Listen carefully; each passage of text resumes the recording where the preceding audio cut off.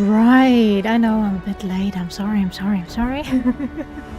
But yeah, we reached the next bigger town yesterday.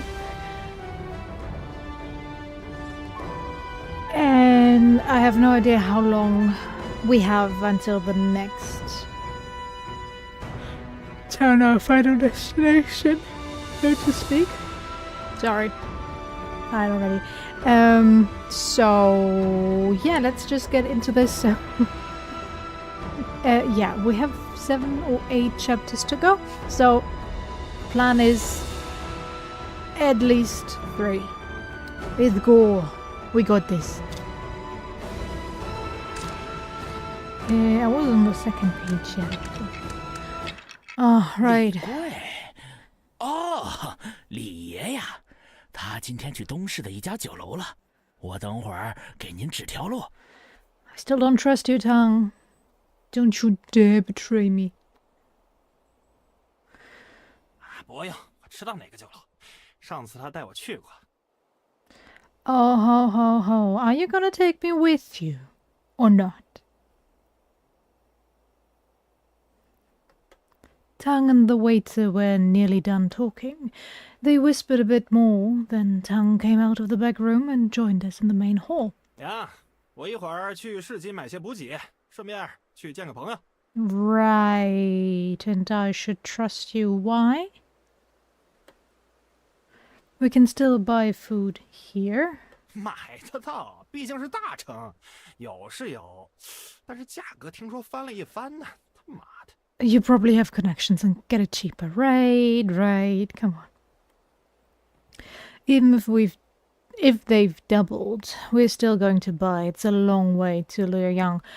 Also, what should I do while you're out shopping and seeing friends? 你看着这些小羊就好啊！我刚才跟店小二说了，带你们去澡堂，你可以带小羊们洗洗。I'm supposed to go to the bathhouse with 3 underage girls that are on the cusp of... Okay, cool. Sounds like a plan. Can we get like a female waitress that joins them in the bath? I don't want to take a bath with them. You're not washing up before we go out? 我不用，我今天不住这客栈。 要找李贵，给我安排个地方住。 Right. 在那儿死啊 I hope you wash up. 齐罗粉黛，浑圆妥帖，可比这些小羊们有的看呢。 And what about me, you asshole? I have to join them. If it's so graceful and exquisite where you go, then why can't I go there, huh? 哥知道你不好这一口，不然呢也带你开开荤呐。 Okay, now I understand where he is going, or supposedly going.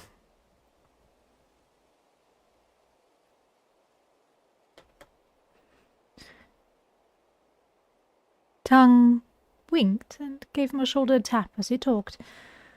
Great. After seeing his expression, I recalled who Li Gui was.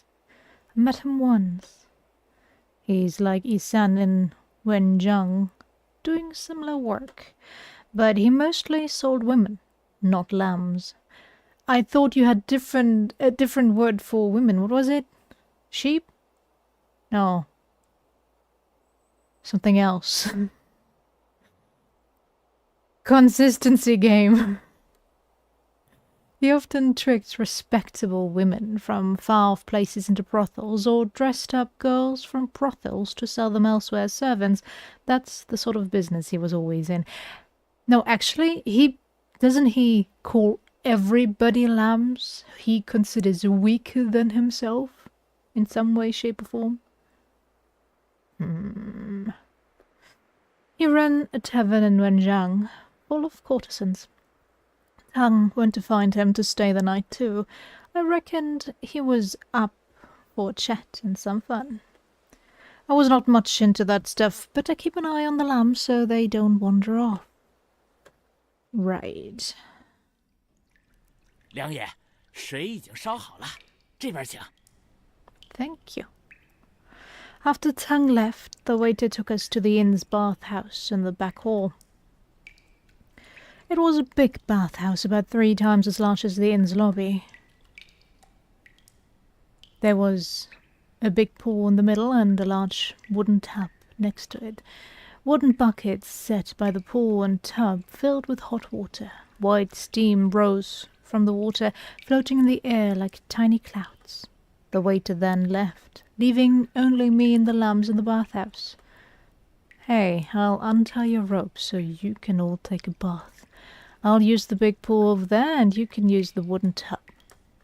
After washing, we'll rinse our clothes in a nearby stream and let them dry for tomorrow. As I talked to them about washing up and changing clothes, I untied the ropes around their waists. 梁爷，有事想问。 Yes, what's your question, darling? What's up? 我们要一起洗吗？ Yeah, you're all going to bathe together. 不是，我是说，梁爷要跟我们一起洗吗？ I don't like it either. Don't you worry. Not together. I'll bathe in the pool and you all in the tub. 那是同时洗吗？都在这个澡堂里洗吗？梁爷，我们要都在这个澡堂里。梁爷脱光衣服，我们也脱光衣服，是这样洗吗？ She was supposed to be 12, right? Okay. Yeah. Having that understanding already, probably alright. Alright, let's go. 抱歉，梁爷，可能是我多想了， No, it's absolutely fine to be worried. 但是男女授受不亲，爹娘说过，女子的身体只能给丈夫看。 Right, yeah. Too late for that, I guess. I get it now. But remember, a few days ago, when you needed to go, I was there too, right? 不一样，有草丛，梁爷看不到。 Hi, Xerox. I'm doing alright. Oh, nice. Glad you have friends that help you with your project.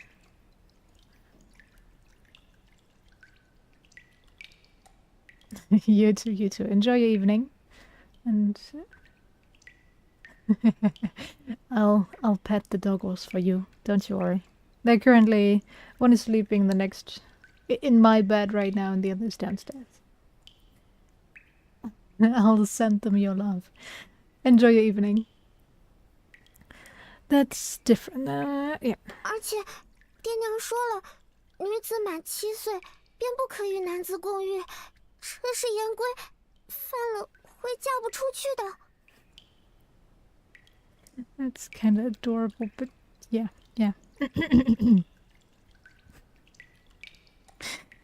They wouldn't know if you bathed with anybody else, darling, but I understand your parents' worries. I stayed quiet as King Hua finished talking, not saying anything. Seeing me silent, she kept quiet, not daring to speak. She kept her head down, maybe because she was shy or scared and didn't look at me. She stood up for her beliefs, not wanting to bathe in the same room with me. At first I felt awkward, but thinking about it, it made sense. I thought the other lambs were just kids, too young for men and women shouldn't be too close, but for some, turning 7 meant a clear distinction between genders. While the other lambs came from simple families and didn't care much about customs, for King Hua, raised in a strict home, it was a big deal. I've heard stories of well-born women shamed and driven to extremes over their honor. While I may not see gender divisions as significant, she might.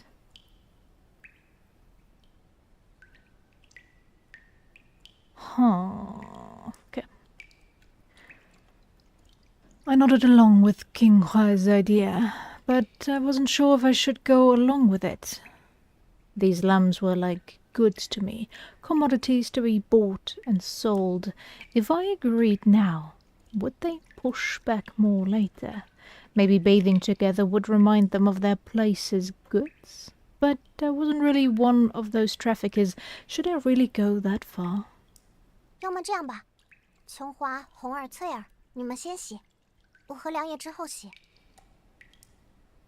Why would you not bathe with the others? Just when everything felt stuck, Mansui suddenly blurted out something. Huh? She had been quiet as a mouse. What she said caught me off guard. What's this little rascal up to? 穗姐姐，你怎么说话了？你不能在良夜面前说话的。穗姐姐， Suya, who was surprised because Sui spoke in front of me, while Hong and King Hua stared at Sui in shock, unsure whether to be more alarmed by her sudden speech or her suggestion to bathe with me. 没事，良夜知道我不是哑巴，不用担心的。 No need to worry indeed. Mansui looked up at me and gave a little 我 smile. 提议你们先洗，我和良夜后洗，是觉得这样才合适。 I still don't understand why you would bathe with Liang. Okay, maybe so the others don't feel like fleeing since their big sis isn't there, but it still feels weird. 男女授受不亲，琼儿家教严，不能与良夜一起洗，也不好自己洗，干脆你们三个一起洗吧。可若是这样，难免良夜会有些寂寞。良夜若喜欢让女童陪着洗澡，我可以陪良夜洗。 No, just bathe with the others. Mansui glanced at the other lambs, then at me. She seemed unsure, maybe a bit upset. The other lambs looked at Mansui with pity, then back at me. Their looks made me uneasy, like they thought I was some sort of oddball. Brad, don't go spouting nonsense. What did I say? I like having girls around when bathing. I said we should all wash together to save the time and money of reheating the water. Forget it. What's the point of talking to you? You'll wash up, and when you're all done, I'll wash alone. I was annoyed by these brats staring at me, so I blurted something out and stormed out of the room. 谢谢良夜。谢谢良夜。 I heard the lambs thanking me as I left. Bang. I exited the bathhouse and shut the door behind me. Okay, at least we're not in there while they are bathing. Thank you. I stayed outside while the lambs bathed within.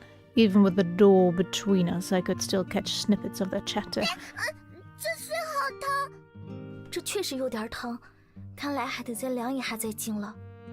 水池这边不烫啊，我们可以去这里洗。穗儿姐，良夜刚才说了，她要在水池洗，我们不能洗吧？我记得良夜说过了，他说他要在水池里洗，要我们在木桶里洗。Just go in. 我也记得。对，穗儿姐，我们还是不要。穗儿姐，你怎么踩到水池里了呀？ It feels really weird having her crush on him this hard. Or it feels kind of like she's crushing on him. I don't know. 没事的，我们也来这边洗吧，不用管太多。4个人用木桶太挤了，肯定是要用水池的。等我们洗完后，再帮良夜换新的水就好。Thank you. 那好，穗儿姐会放水池里的水吗？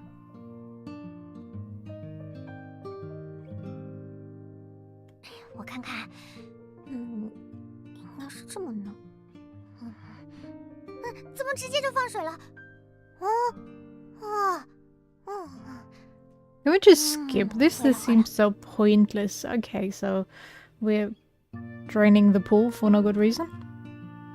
I heard them talking about whether to use the pool or not. Eventually, they decided to go for it, led by Manso. Yeah. Why give me the chatter if you're then gonna tell me all that they said, that they talked about afterwards? We could have just cut the chatter out then. Alright, let them do as they please. As long as they can change the water for me later, it's all good. 水池里的水真舒服，这池子快跟竹的房子一样大了。Cool, cool. 哎呀，姐，想拉臭臭。你先憋着，你拉在这里，姐要打你的。我能憋着。Good, I guess.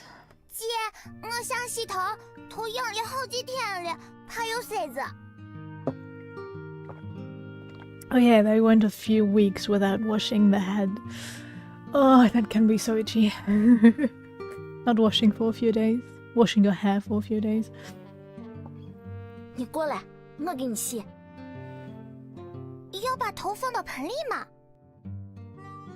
你等一下，别乱动，我先往盆里加水。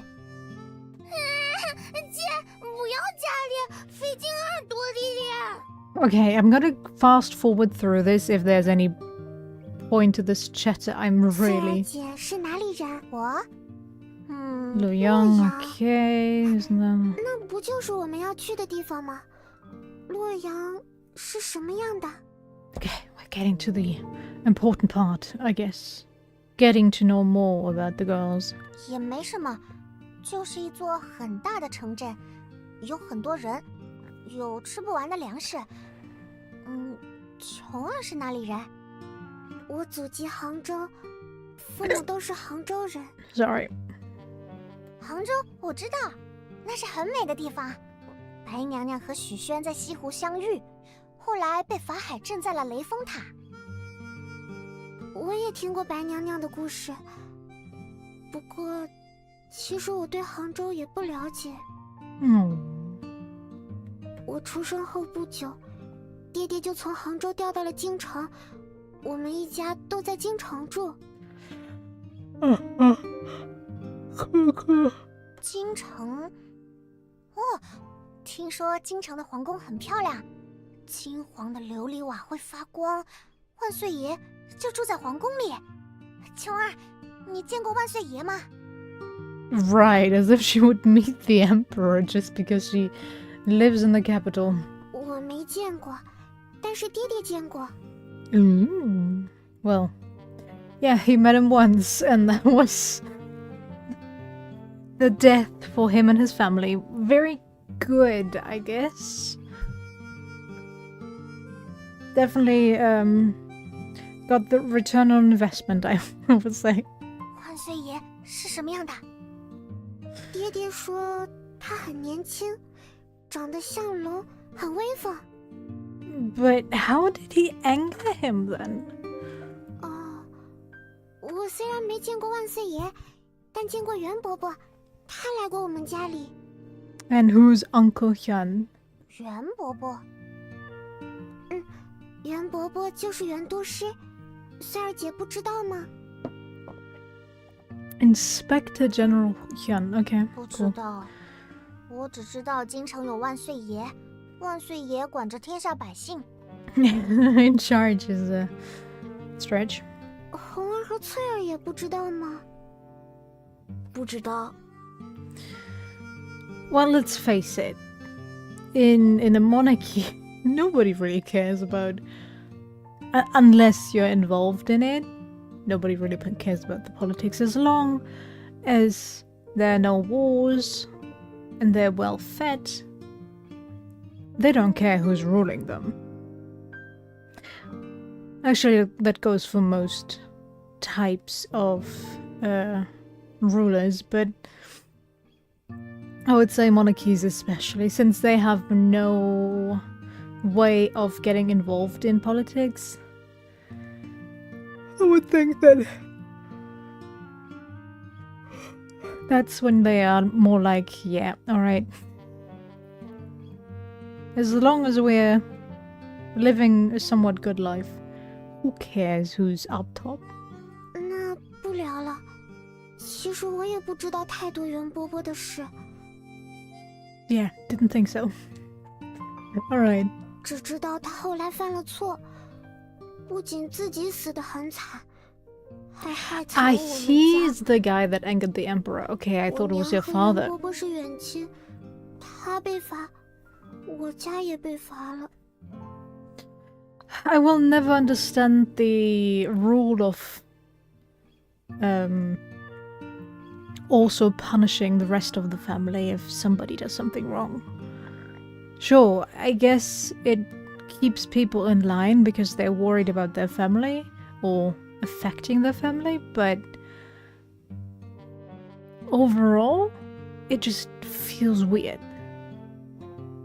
You spoke one wrong word and then suddenly your whole family gets decapitated. If spoken to the wrong person, of course. 听说琼儿，你是被星爷他们拐来的。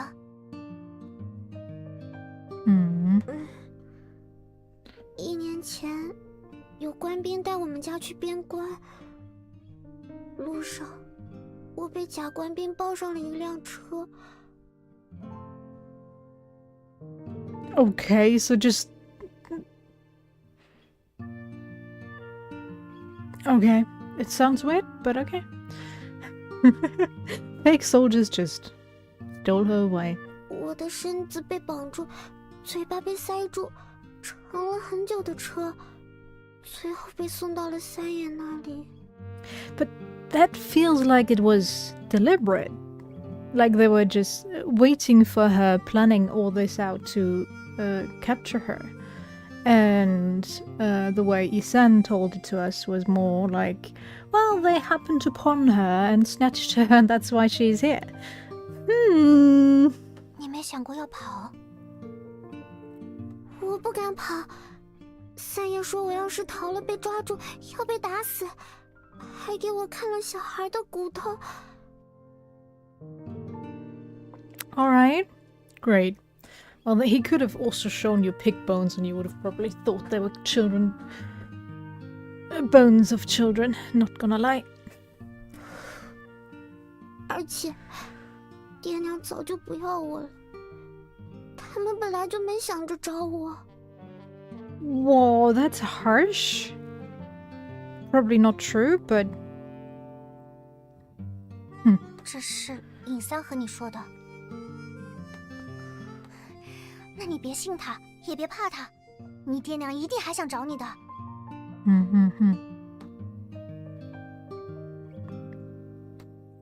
I heard Mansui and King Hua talking a lot. They seemed to be talking about things they shouldn't. Their voices got quiet afterwards, almost too quiet to hear. They probably realized I might be listening from outside the bathhouse, whispering secrets. Could those two lambs be planning to escape? That won't work. Hey, quit chatting and bathe. I'll give you one more stick of incense time. If you're not done by then, I'm coming in. Yeah. I don't plan to. Could you hurry it up so I can get out of this very uncomfortable situation? Why not? 我们还没洗完，洗完了还要洗衣服，一炷香时间不够。 I thought we were planning to wash the clothes in some river down wherever it is.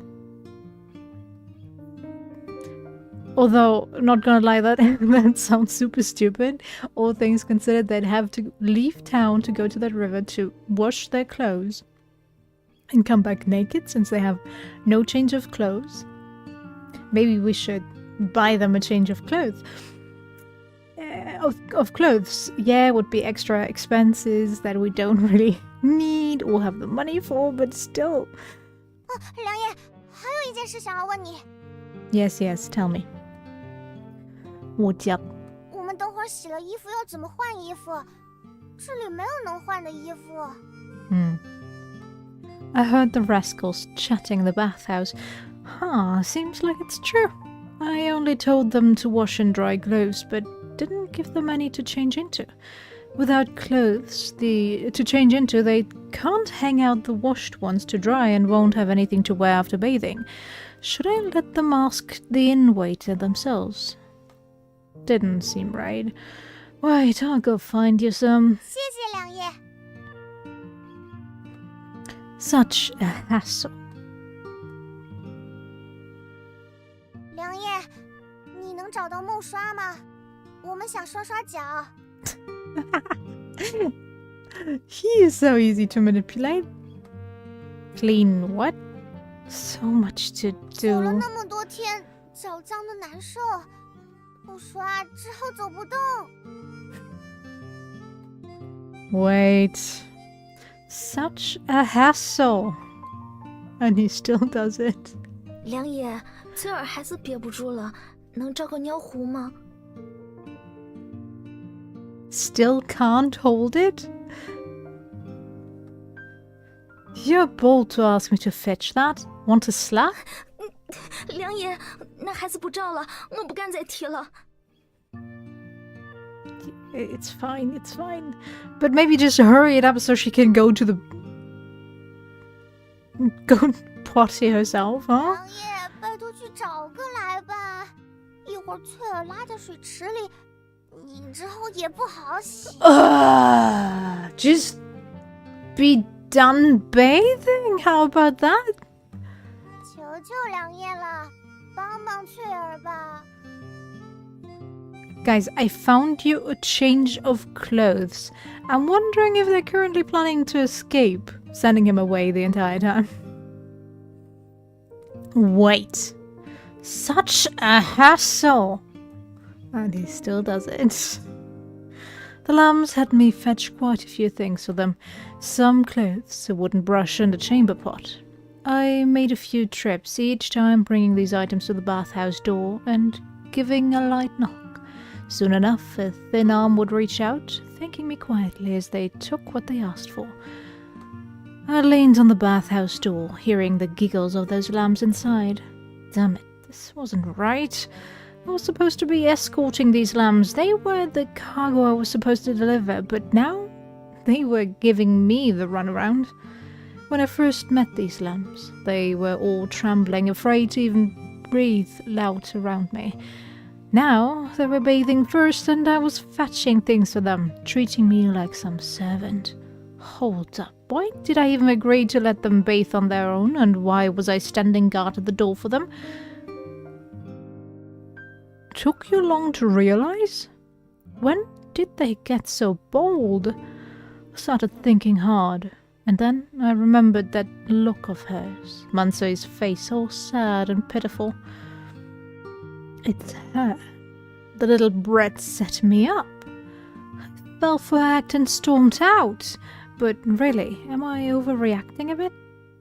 They were just cargo for me to deliver. Why can't I ask them to keep me company like a master would? Because it's weird? Being treated like some servant by them was just too much. I can't take it. Hey, stop bathing! Get out now! I yelled at the bathhouse door and slammed it hard, shocking the lamb's jokes and laughter into momentary silence. 良爷，再等等。 Wait, I'll count to 10 and if anyone's still inside, I'll dunk them in the water. 马上！良爷莫打，我们这就换衣服。妹子，赶紧穿衣服。 Wow. They really absolutely forgot their situation. Great. 姐，我又想拉臭臭了。 Are you kidding? 憋，赶紧给我憋住，不许拉。 After I counted to 10, the lambs came out of the bathhouse wearing the inn's clothes. They looked clean and fresh, no more smell. I heard them, so their hair was still wet. sticking to their faces with little drops on their eyelashes. They fixed their hair while walking, leaving wet footprints on the wooden floor. The clothes were too big for them, making it hard to walk. But they'd give them back tomorrow, so it didn't matter anyway. I led the lambs upstairs and locked them in a room. After that, I wanted to take a bath and change clothes. But in the meantime, I needed to do something important. You, later, you're joining me for a bath. Are you kidding me?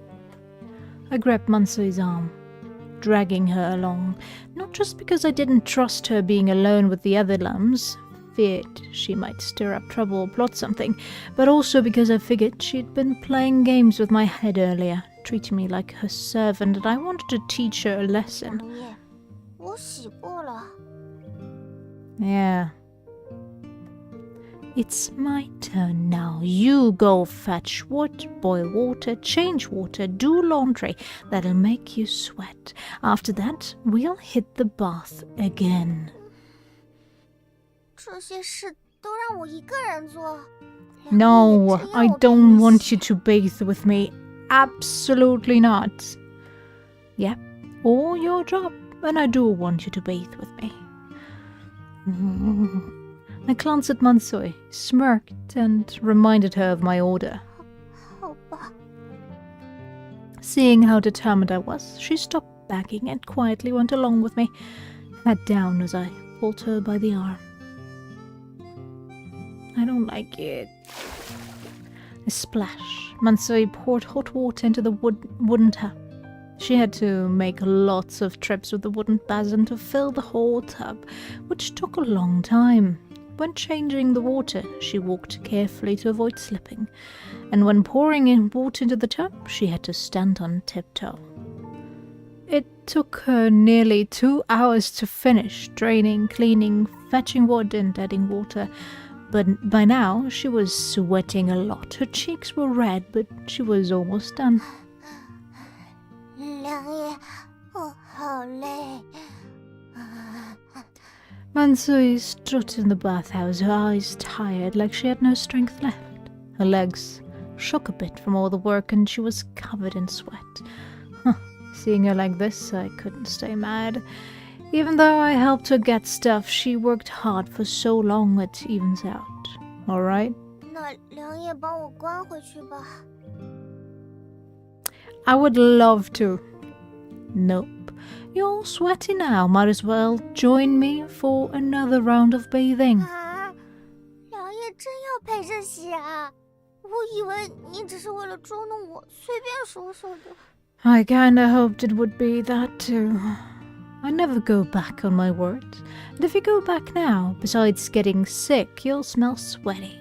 The other lambs might not like that. 啊，我身上有汗臭味吗？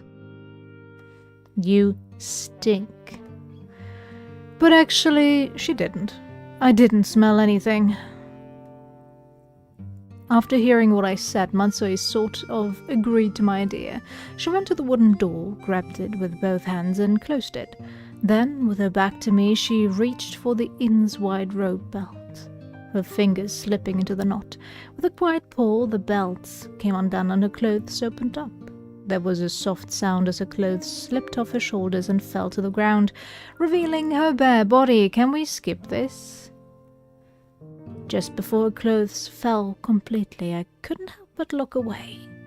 But even in the corner of my eyes, I saw her slender figure. Can we not? She's 11, my dude. I have no idea how old you are, but definitely way too old for her. Her skin wasn't very fair, more like a weedish color with a hint of pink. She was too thin, her bones showing with her spine, leg bones and shoulder blades clearly visible. My dudes, I thought you did not get a good look at it? She was sweaty from all the hard work she'd just done. Sweat drops dotted her spine, shining in the dim bathhouse light. The only flesh on this lass was on her butt, I thought. I'm willing to just skip this section. I don't think there's anything, I'm not gonna read that. 良叶，我拖完了，我是跟你一起在水池里洗，还是在木桶里洗？ Neither? You bathe in the tub. 好，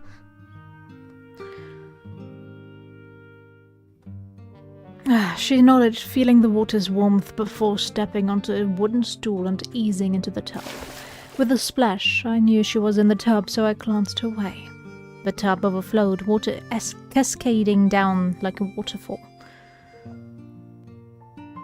She popped out her head and shoulders, quickly ran her fingers through her hair and tucking it behind her ears. Then she turned towards me, her eyes twinkling. 好烫好烫。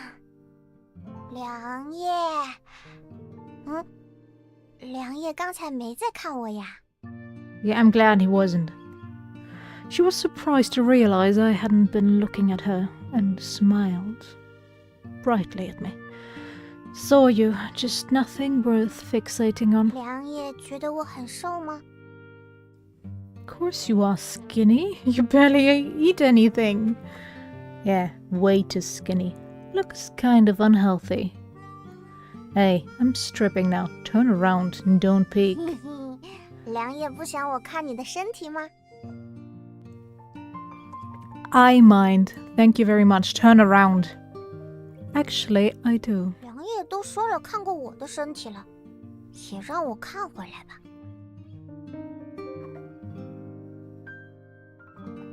No. Turn around. 除了爹爹，我还没看过其他男人的裸体，有些好奇呢。 There's nothing else. You saw your dad naked? You get nothing else when you look at any other man. Want a beating? Quite bold for your age, aren't you? 明明是良夜不支持，非要让我跟你一起洗。好了，我说错了，别打我。 I scowled and stared her down, wordless, like I was ready to rumble. She got spooked, turned her back, covered her eyes, and stayed quiet. I quickly undid my belt, tossed my clothes into a nearby basket, and sank into the pool. But darn, the water was too shallow. I could only get my lower half wet. My upper body was still out in the open. To wash up top, I had to scoop water with a wooden ladle and pour it over myself. Good thing I grabbed that ladle for the lambs earlier. It sure came in handy for me now. 良夜的身子好壮。 Yay. As I reached for the ladle, I heard Mansei's voice. She was leaning on the top, curiously eyeing my body. I found myself getting annoyed for no apparent reason. The tub sat higher than the pool, so I was lounged in the water. She peered down at me from above. She leaned against the tub, her chin propped on her arms, and looked down at me as if I were a child. 1、2、3。 Oh, he has a 7-pack? 5、6、7。 What's with the counting? 我在数良夜身上的疤， Oh, okay. 条大的，好多条小的。为什么有那么多疤？ Because he lived an adventurous life? All from play. Been dealing with mountain bandits and caravan guards for years. Scraps happen. Not much for talk. When things get tough, fists fly. In the end, they're left dead, while I'm left scarred. 良夜杀过很多人吗？ Yes. Yeah, I have. 大概多少个？ About how many? Never counted, dozens, maybe. Scared now? 不怕， Quite fronting. Quit fronting.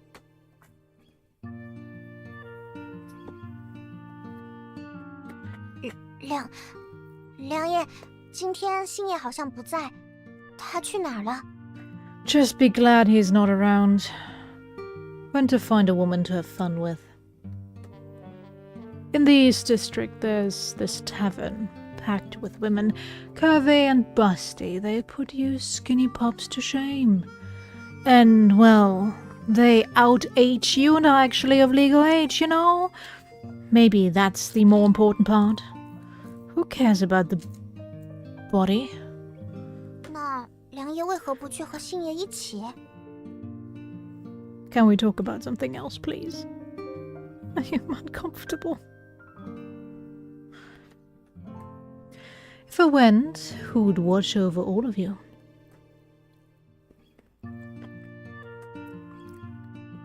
Not to mention that I'm not interested in those places.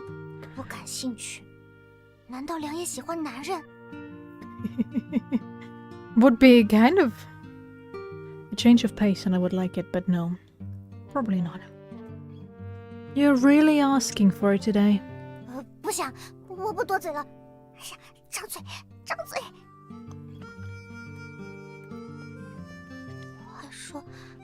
话说，良爷现在还没娶媳妇儿吗？ I'm not planning to get married. 爹娘没给良爷安排吗？ His parents are long dead. My parents passed away long ago, so it's up to me. Getting married requires money and stability. I don't have enough of either right now, so I'm not getting married. If I can't even handle myself, why drag someone else into it? That's actually a good way of thinking, let's be honest. Same with having children. If you don't have the money for it, don't. And if you don't have the mental capacity, also don't. 也是。良爷想要什么样的媳妇儿？ Not you, can we move on? One who's gentle, wise, and, well, beautiful. 啊，好常见的想法。Mm-hmm. What do you think I should want then? 我不知道啊，男人该怎么想，我也不知道。 What are you looking for then in a man, huh? 但是，我若是嫁人的话，就想嫁给我爹爹那样的人，勤劳本分，长得好看，身体也壮。 See? Pretty much the same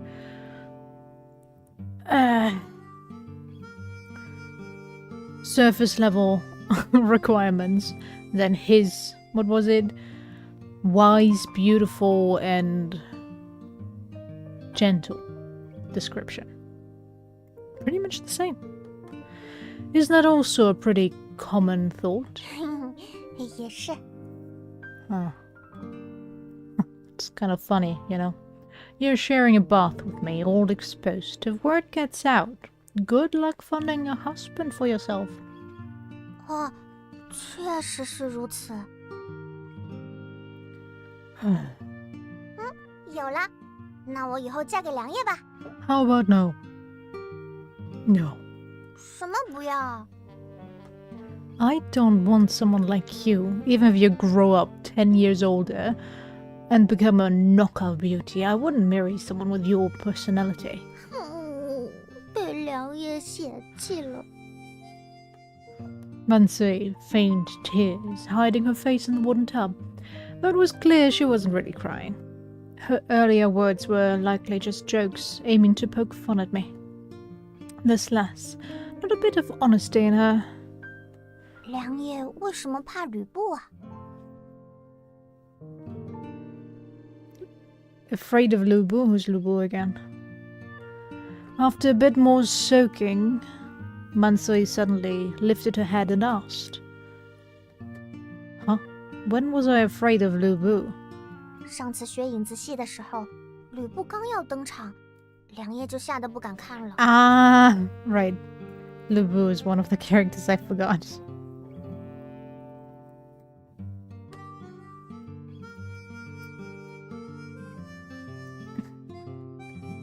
I'm not afraid of Lubu. It's just that Shadowplay brings back some bad memories. 什么事啊？ Yeah, what kind? In the 6th year of Tiangji, there was a massive explosion in the capital. You heard about that? 不知道。 You really are out of the loop. 良叶讲讲。 Tell you about it. Alright. In the 6th year of Tiangji, about 6 years back, the ground shook in the capital, and then this huge fireball shot up into the sky, darkening everything in an instant. Houses collapsed like dominoes, and over 20,000 folks got turned to dust. Rocks, bodies, and bird corpses fell like rain from the sky. Elephants stampeded in panic, crushing the barely conscious below. Blood stained both the sky and the earth. 好恐怖。 Yeah, it was terrifying. 不过，良叶，这跟影子戏有什么关系？ When the explosion happened, my dad and I were watching the shadow play. The shadow play. Before I could react, the shadow play's white screen was shattered by the blast, sending us flying. I passed out. When I came to, my father's body was gone, just his arm left, lying nearby where I was. I quietly shared the story with Mansui, something I hardly ever told anyone else.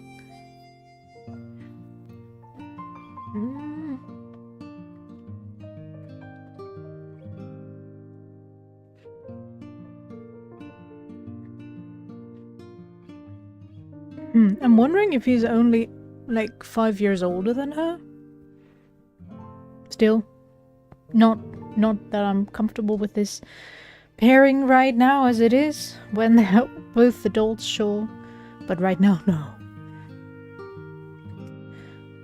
I quietly shared the past with Mansui, something I hardly ever told anyone else. She listened without a word, her face showing no emotion, like she was picturing it all, not knowing what was going through her mind. After a while of silence, I felt awkward and wished I hadn't spilled my guts to this lass. Forget it.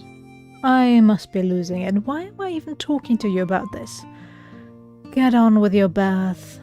Once you're done, you'll be helping me with the laundry. 好呀，我来洗，给良叶都洗干净了。 Thank you. You're still in good spirits, not sweating your own future at all. We're halfway there already. Based on what you said before, once you reach Luoyang, you'll be eaten by the swine 我 demon. 知道啊，所以能过一天是一天。 Risking it all for revenge on your sister's killer sounds kind of reckless, don't you think? The dead rest easy, while the living struggle to survive. Your sister's gone and your family's lost enough. Seeking vengeance will only leave your family with one less person. What's the point? I questioned her and she fell silent for a moment. After a long pause, she finally spoke. 那良叶，我若是说不想去报仇，也不去洛阳了，良叶能放我走吗？ She asked, slowly, awaiting my answer. What?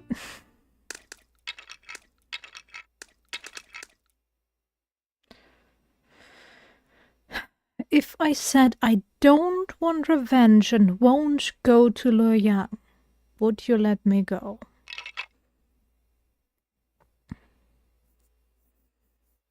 If it were up to me, I would absolutely let them go. Although letting them go would probably be their death sentence, all things considered. But letting them go in an area where it is safe or where they're close to their families and could go home, I guess. Yeah. I kept quiet, unsure how to answer her. Even if she was telling the truth, I couldn't easily help her escape. leaving aside whether Tongue would agree. Just thinking about myself, I won't get paid until I finish the job, delivering them. If I didn't get them to their destination, I'd anger Isan's boss, lose my cash, and make an enemy, sacrificing my own gain and taking risks for their sake, all in the name of doing a good deed. It wasn't my style, nor was it the way of the wolf. Mansui's eyes dimmed as she heard my reply. Then she looked away without a word. The white mist clouded her expression, making it hard for me to see. We didn't give her an answer, though. After a moment, I caught her soft murmur. 这样也好，那我也能安心了。 I watched her from afar, mulling over her words. She probably knew I wouldn't let her go no matter what, knew she had to go to Luoyang, and was able to avenge her sister's death with peace of mind, right? Poor thing. How could you take revenge all by yourself? Wondered if she was telling the truth about the swine demon. The way she acted sometimes made me think her words weren't completely false. Could her words actually have some truth mixed in? Maybe it wasn't all lies. Before we hit Luoyang, had to find some chances to dig into this. Felt like that lamp was hiding something from me. Isan and Tongue also seemed to be hiding something. Too many mysteries. Annoying. For sure. Hunger and Evil, the year of 1632. Chapter 9? Question mark? Last night after Mansui and I bathed, we put on some clothes from the inn. After taking the lambs to relieve themselves in the inn's outhouse, I ushered them back to their room. After locking up, I went to bed. I had the lambs change back into their washed clothes, and that's when Tongue showed up at the inn. 梁啊，我就知道你会早起，果然不假。 Sure. It's past mid-morning, not exactly early. Why the grin? Back from some fun? 是啊，李贵那边新来了几个姑娘，其中一个是真的漂亮，简直是在世西施啊。 Of course I know who Xi is. You've seen Xi? 没见过，但总之昨天那姑娘很美就是了。 Okay, if you say so. Hopefully you didn't scare her away with your grin. It is still so scary to look at. 小杨呢？他们在哪儿？ Just changed clothes. They're resting in the room. 那你叫他们吧，咱准备去陕州了。 Alright, let's head out, I guess. Hey, get out of the room. I yelled to the lambs on the second floor of the inn. 梁爷，我的裤裙还没有干，穿着有些凉。 No time to fuss. We're in wet for now, and the sun will dry him soon. 哦，好。 Sorry. I heard Hongar's response. Shortly after, the lambs entered the inn's main hall. 哟哟哟，你们都洗了澡，差点让星爷我都认不出来了啊！一个个都长得挺水灵啊。哎呀，要不是这单足够肥，我和你梁爷就该把你们独吞了。我们一人取2个，找个山里生娃子去。 No. Yikes. Cut it out with that nonsense. Still stuck on women? 哎，梁，你也真是开不起玩笑。 That's not a joke I want to hear. 哦啊，对了，我给小羊们带了礼物啊。 Great. Goodies. 小羊们都过来！ Tongue yelled out, and the lambs clustered around him. He tossed a cloth bundle onto the inn's wooden table, then untied the knot securing the cloth. The cloth unfolds at the corners, revealing shiny red candy balls. 哎呀，来的路上我看到街边有卖糖墩儿的啊，便给你们买了些，来吃吧。thanks, I guess. He grinned, explained where the candy balls came from, and invited the lambs to grab some. Yeah, I would scared of that too. Especially if he brought them. The lambs looked at each other. They all wanted the candy, but nobody moved first. 快拿呀，愣着干啥？一人抓一块，再不拿我就收起来了啊！ He shouted again and pretended to take the candy balls back. Finally, unable to resist, Hong grabbed a piece and gave it to her sister before taking one for herself. Mansui and Kyung-hwa took some as well. The lambs started munching on the candy balls. I've had these candy balls once before, probably sugared up berries, sour and sweet. Loved them as a kid. No wonder the lambs were all over them. Strange to see Tongue being so nice. Yes! Oh my god! I peeked at him. He was watching the lambs eat, a smile in his eyes, lightly biting his lip, lost in thought as he watched them. After the lambs gobbled up the candy balls, we hit the road. Our next stop was Shanzhou. It's even bigger than Huanzhou, the busiest place along our journey apart from Luoyang. It would take us another 3 or 4 days to get there from Wenzhong. Oh my God.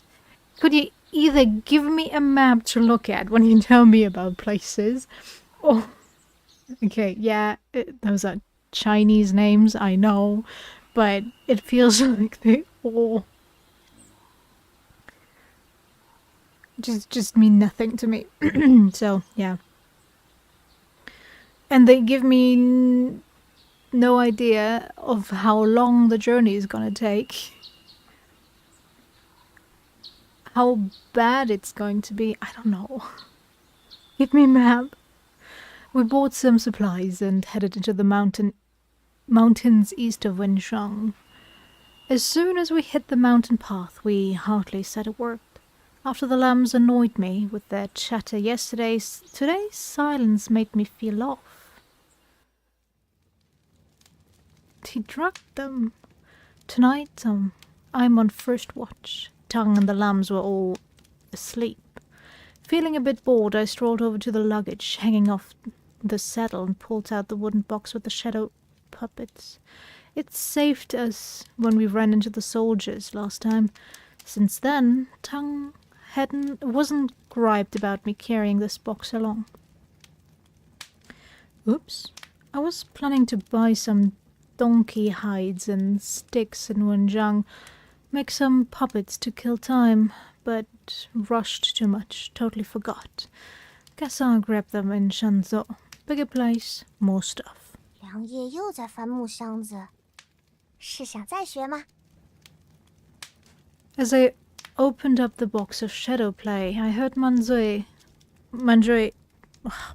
whatever. Manzui's soft voice from behind. I looked at her. Didn't confirm, didn't deny either. 那给我解开。 Sure, sure. She grinned and nodded towards the rope at her waist.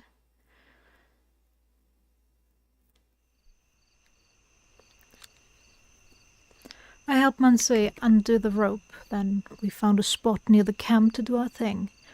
I picked up the wooden box and started walking ahead, with her following behind. 梁叶， Yes. I hadn't gone far when she called out. What is it? 走路的时候能牵着我的手吗？路有点黑，我怕踩空跌下山去。 She looked up, waiting for my answer.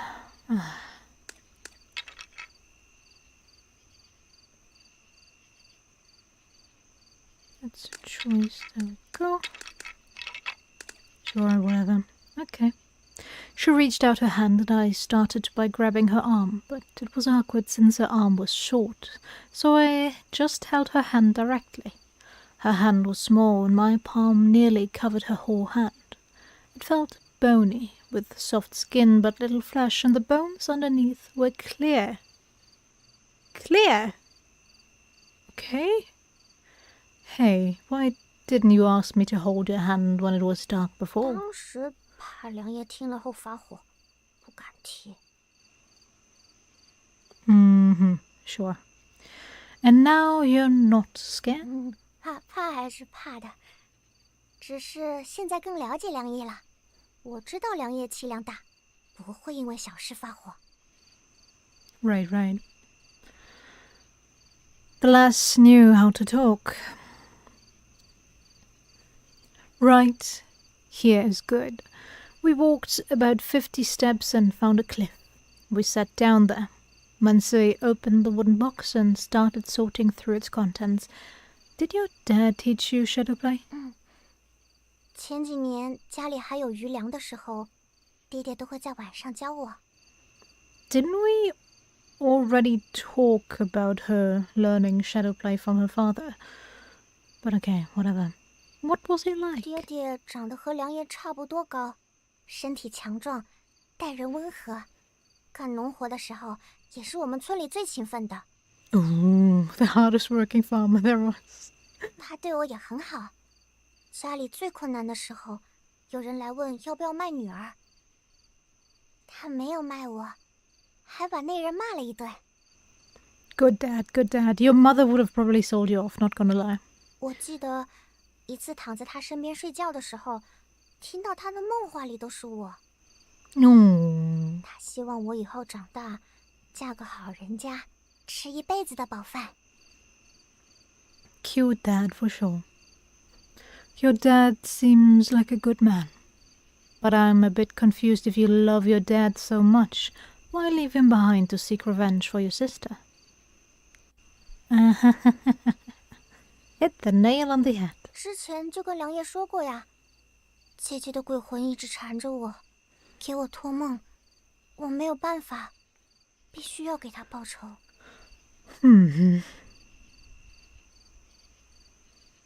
I glanced at Mansui, wondering if what she said about her sister was real or made up. Years of experience gave me a gut feeling. Her stories about her dad felt genuine, but when it came to her sister, I had my doubts. 良爷的爹爹是什么样的人？ Just as I was doubting her words, she asked me a question as well. It's been quite a few years. I need to think. What sort of man was my dad? He was actually a decent guy. After hesitating for a moment, I gave my dad that kind of evaluation. Great evaluation. Good job. My mother died early. She passed away when I was born, and he raised me alone, never remarried. He was a trader for years, hauling goods from Henan to Hebei, sometimes even to the capital, often tacked along. But he had his faults. Two things stand out. First, he couldn't kick the drinking habit. It often got in the way, and when he was drunk, he'd sometimes lash out at me. Left a scar on my arm once when I was young. Second, he was stubborn as a mule. Being a merchant himself, he insisted I follow suit, but I wasn't cut out for dealing with people. Wouldn't have done well in business. In the days before he passed, we argued plenty about what I should do, never did come to an agreement. Then, he was just gone.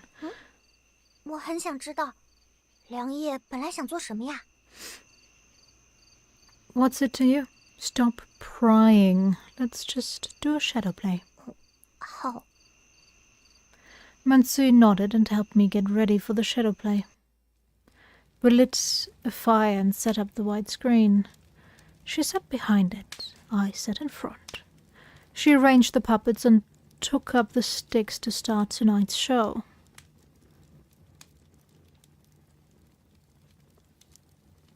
Mansui did the shadow play, and this time I finally heard the three heroes battle Lu Bu all the way through. I didn't stop halfway due to fear, even though my heart still raced and I sweated when the puppet weapons clashed. I didn't look away and saw it through. Afterwards, she taught me for another hour. Seeing how her looking tired and worrying that Tang might wake up, I suggested we call it a night. We're such good guards, not keeping our camp safe at all. On the way back, we chatted for a 对 bit. 了，良夜，有件事想提醒你一下。 Do spill. Yes. 星夜自从那晚出去住了后，有点不太对劲。 Yes, that's right. What do you mean? 他明显对我们更好了，送了糖墩儿给我们吃，也不再是骂骂咧咧的了。 Well, it's only been a day, so we shouldn't think too deeply about it, but yeah, we should be worried. Isn't that a good thing? 不对，这不是好事。 It's not? Alright. 良夜，我有点怕。星夜看我们的眼神不太对。 Mansui said it seriously, and I sat there, pondering her words carefully. I'll need to keep a close watch on Tang in the days ahead. After that, we tracked for 3 more days. Sorry, in the daytime we kept moving, and at night, if Mansui was up, I watched her do a shadow play. I started getting the hang of it, setting up the screen, adjusting the fire, and moving the shadows around. I even picked up some lines from the Three Heroes Battle Lubu. But without instruments or more materials, like donkey hides and sticks, I couldn't learn everything until we got to Sancho. As Mansui mentioned, Tang's been acting strange since that night he went out. Before, if a lamp needed to go, he'd never be happy about it. If he was in a good mood, he might joke about it, calling them pea machines, and if he was in a bad mood, he'd get mad, not letting them go, and might even act like he was going to hit them. But now, when the lambs needed to go, he'll agree with a smile and even help Sir untie the rope from around her waist. He also became more generous with the lambs' rations. Before, when he handed out rations, he was always stingy, but now he's become very generous, making sure the lambs eat until they are almost full each time.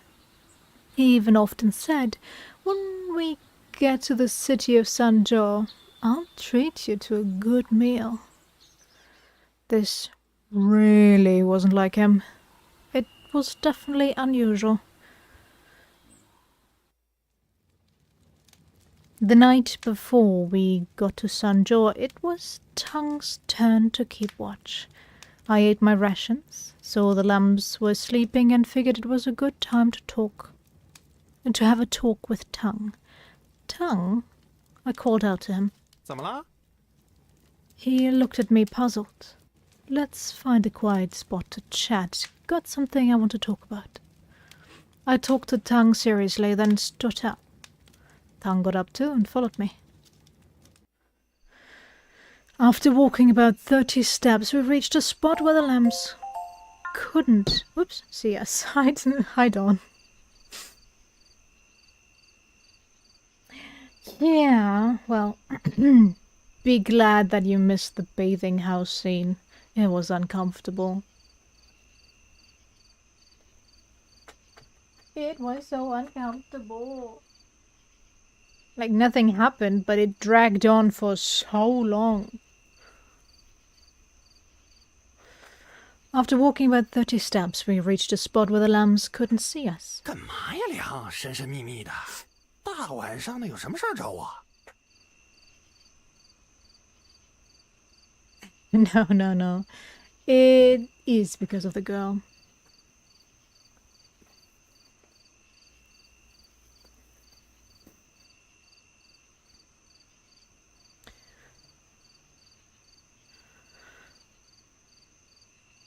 What's up, Liang? Oh, yeah. Tang frowned, tilted his head, and asked me with confusion. Tang, I feel like something is off with you these days. These past couple of days. Ever since you met Li Gui in Wenjiang, you've been acting different. 啊？我怎么没觉得？哪里不一样了？ You have noticed, right? I just feel like you've been extra nice to these lambs all of a sudden, more caring than before. And I just can't shake the feeling that you're hiding something from me. 瞒着你？哎呦，良爷，这是你的错觉吧？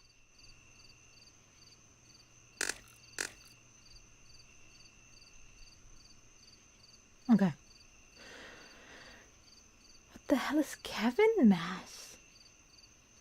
I keep getting notifications from Streamlabs about Kevin Mass, and now it's day 9. Bad kitty. An hour ago. Whatever. Hiding something from me. Make it a toxic relationship. When he starts accusing you of something, start accusing him of random stuff. Gaslight him, yeah. Gaslight, gatekeep, girl boss.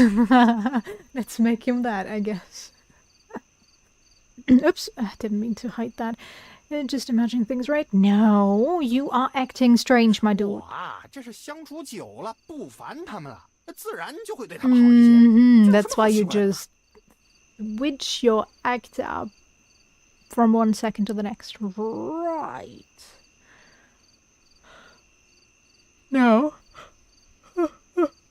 Sorry. Being nicer doesn't explain such a big change. Tongue. We've known each other for 5 years. If you have anything to hide from me, I can see it now. There's definitely something you're not telling me about. I looked directly at Tongue, my eyes sharp. He seemed uneasy and cleared his throat before speaking up. 行，你非要知道，那我就告诉你吧。 Yes, tell me all about it. 其实我本来也没想瞒你，原本打算到洛阳再告诉你的。Tell me all about it. 我从李贵那边知道，我们被尹三儿那小子贪了一笔钱，尹三儿给我们400两是给少了。And why would that make you happy to be paid less than they are worth? 收小羊的人其实给了2000两，按照道上的规矩，尹三儿至少要给我们500两，他多黑了100两。Again, why would that make you happy? 李贵给我指了一条明路，他介绍了一个人，让我们到洛阳城里去找李贵介绍的人，可以逼尹三儿把多吃的钱吐出来。 I thought we haven't been paid yet. In full, at least. Or do we get paid in advance to get them there? And if we lose a child, we pay that money back? But that wouldn't make a whole lot of sense. No way in hell would they trust us with the full amount. Tongue stared, talking, and spilled the beans on what he'd hidden from me. Yes, absolutely. It sounds so stupid. I do not think that happened, especially since I don't think they mentioned getting money, but this game is very inconsistent in its writing, so... Oh, yeah. Good plan. Like, get half or a third of it in advance, sure, to have them motivated, and so they have enough for the travel expenses, I guess, but getting the full amount with the merchandise and then be like, yeah, well, you go take them where they have to go. Here's the money for it. It's definitely not the way to go if you want to stay in business. Anything could happen and they would just lose the money. Tongue started talking. He spilled the beans on what he'd hidden from me. His son cheated us out of the 100 taels? Was that it? No, something's still not adding up. When he spoke, he wouldn't look me in the eye. Plus, Tongue, you're still hiding something from me. I might not know much about trading, but even I can tell that 2,000 taels for 4 lambs is too much. Especially during a famine. You can buy a lamb for just a few taels or a few dozen at most. Even if our lambs look better, they can't be that expensive. 我哪知道啊？这次就是给钱特别多的大肥羊，我不一开始就跟你说了。 What did you not tell me from the beginning? Huh? Tell me. That's not what I'm talking about. I lowered my voice, interrupting Tongue angrily. Tongue, I need to know where these lambs are headed and how they'll be treated. You've been keeping something from me. There's a reason for such a big payout. It can't be for nothing. If you don't come clean about what you've been hiding, when we reach Shanso, I'll keep the lambs and find out myself. I got really mad at Tongue and asked him each question one by one. He looked at me, seeing how serious I was, and bit his lip. Then, surprisingly, he started laughing. 哎呀，梁啊，你还真是铁了心想知道啊！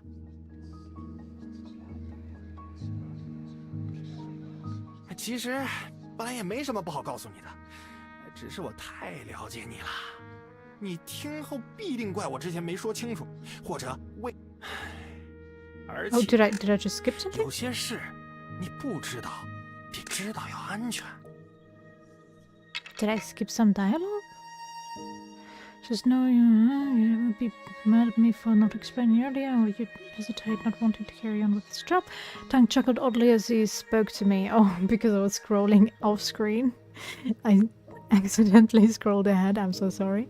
And sometimes it's safer not to know what.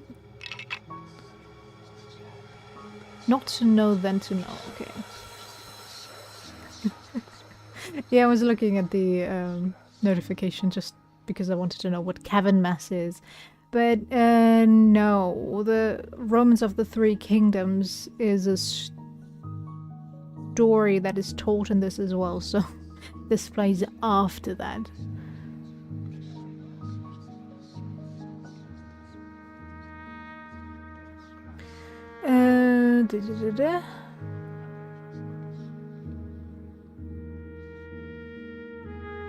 The Empire for sure.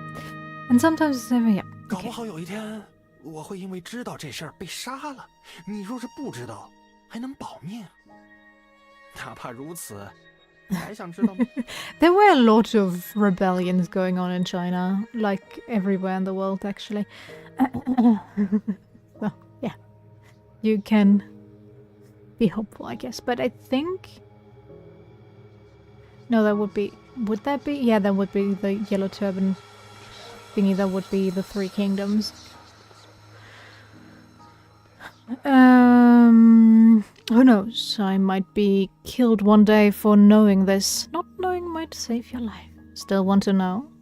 After that strange laugh, Tang turned serious and stared right at me. This time, I saw a bit of kindness in his eyes. Even though we're both selfish wolves, we've been traveling together for 5 years. This was his last warning, really hoping I wouldn't find out. But I had to know. Spill it. I hesitated for a moment, then spoke to Tongue with seriousness. 行吧，那我就都给你讲清楚吧。 Tongue chuckled with a mix of mockery and sadness, then he started explaining. 其实我们这次送的小羊，不是要送去给肥羊养的，而是要送去给某个大人物做寿宴。 To be eaten, yeah, we know. Birthday feast? What? Feast? What does that mean? 字面意思。 Just what it sounds like? I didn't quite get it. 洛阳城里有位大人，他天生富贵命，一辈子不愁吃穿，整日只需寻欢作乐，传宗接代。 Parties all day, living the high life and keeps the family line going. Great. Do I want to know how many children he has with some random woman he just grabbed or let grab.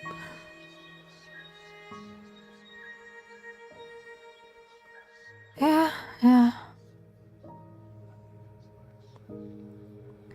几年前，他玩腻了寻常的事，便有了一个怪异的癖好。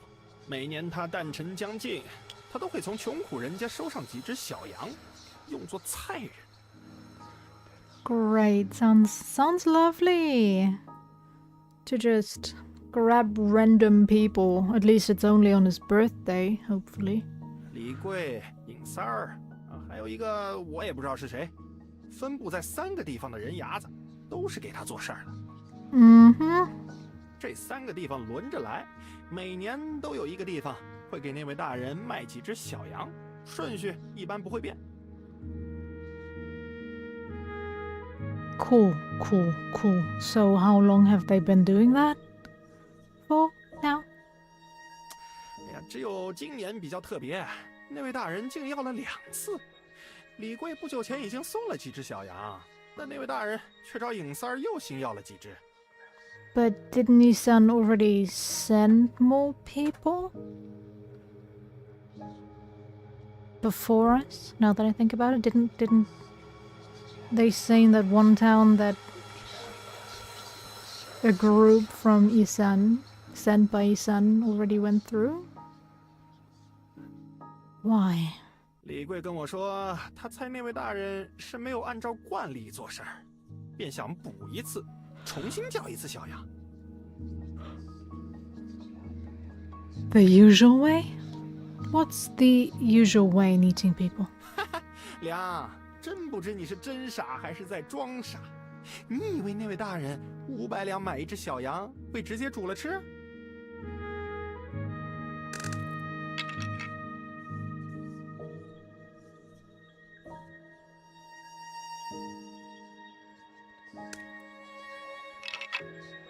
？Do I want to know? 那位大人又不是真的饿啊，他吃人的理由跟我们这些穷神上身的人可不一样。他吃人不是为了饱腹，不是为了活命，只是为了满足他填不满的欲望。Do I want to know? 那位大人10几年前就腻了女色，开始近男色；10年前又腻了男色，便开始找小羊。找了没2年，便有了吃小羊的癖好。Eh? Grew weary of women more than a decade ago. Okay, more than a decade ago, then 10 years ago, so a decade ago. Of men and then children since then. Great. Yeah, sounds like a lovely person to be around. 那位大人重300-400斤，腰比水缸粗，像是一只大蟒蛇。Cool. Why does his weight matter though? 他喜欢玩弄那些小羊，压着它们，贴在它们的脸 Oh 庞， yeah, okay. 亲耳去听自己清晰的 Thank you, Yang, 呼 for 吸声。 blocking that out. Although it's not working. 等大人到了最尽兴的时候，小羊也差不多被压得骨头快断了，喘不过气了。这时候，大人再去活吃它们，就像是蟒蛇吃猎物一样。What? He's swallowing them whole? Is what you're trying to tell me? That would not work.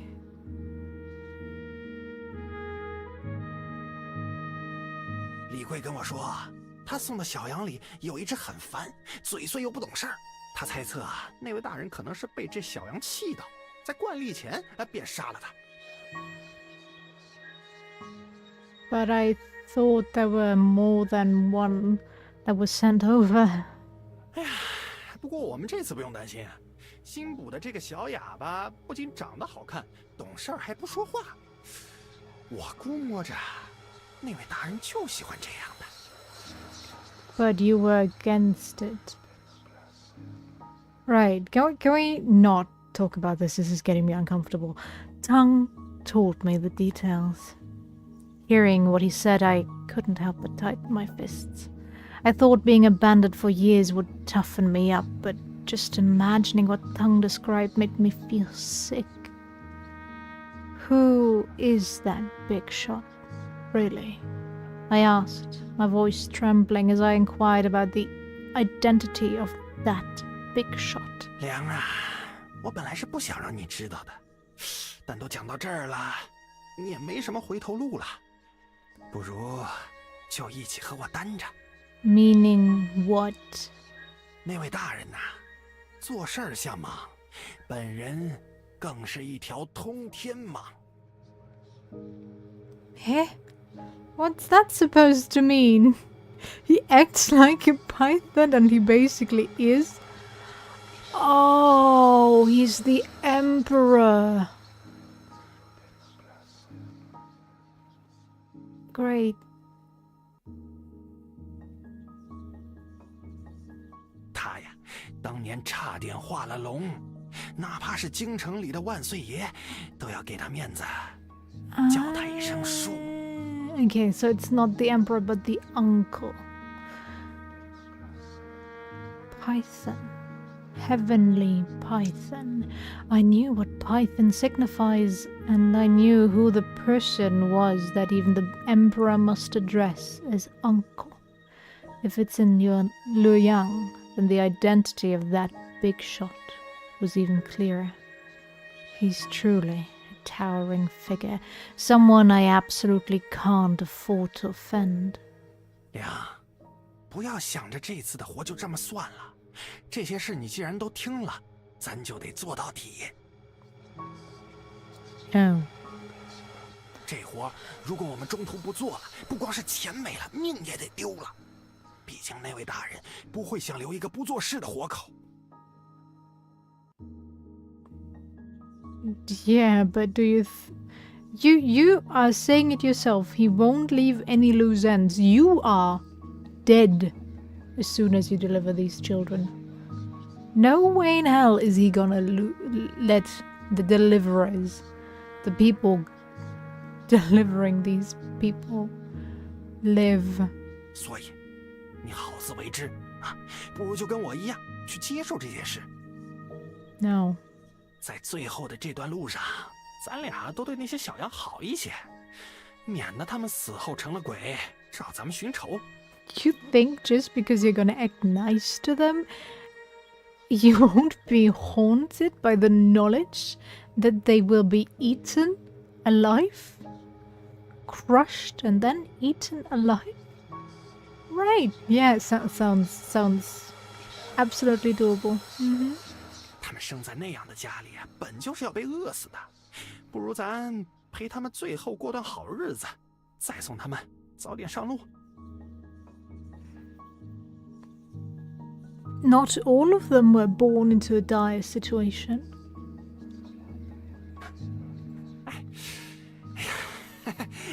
不过我也有想过啊，若是让小羊开开心心的去见那位大人，兴许我们能多领一些赏钱。 And how would that work? Why would he pay us extra just because we fed them a bit more? Tang joked with me, but I stayed silent, caught in a storm of feelings. A weight pressed down on my chest, lingering. Shock, anger, disappointment, worry, and confusion churned inside me. The swine demon eats people. Her sister was eaten. She seeks revenge for her sister. Now I knew. Mansui told me stories I once doubted, but most of them were true. I wonder how she knows about Shadowplay, the cat, chapter 2? Ah, okay. Yeah, I wonder how she knows about that official that eats people. I'm gonna guess that we're gonna learn it now, but Was it actually her mom that was eaten?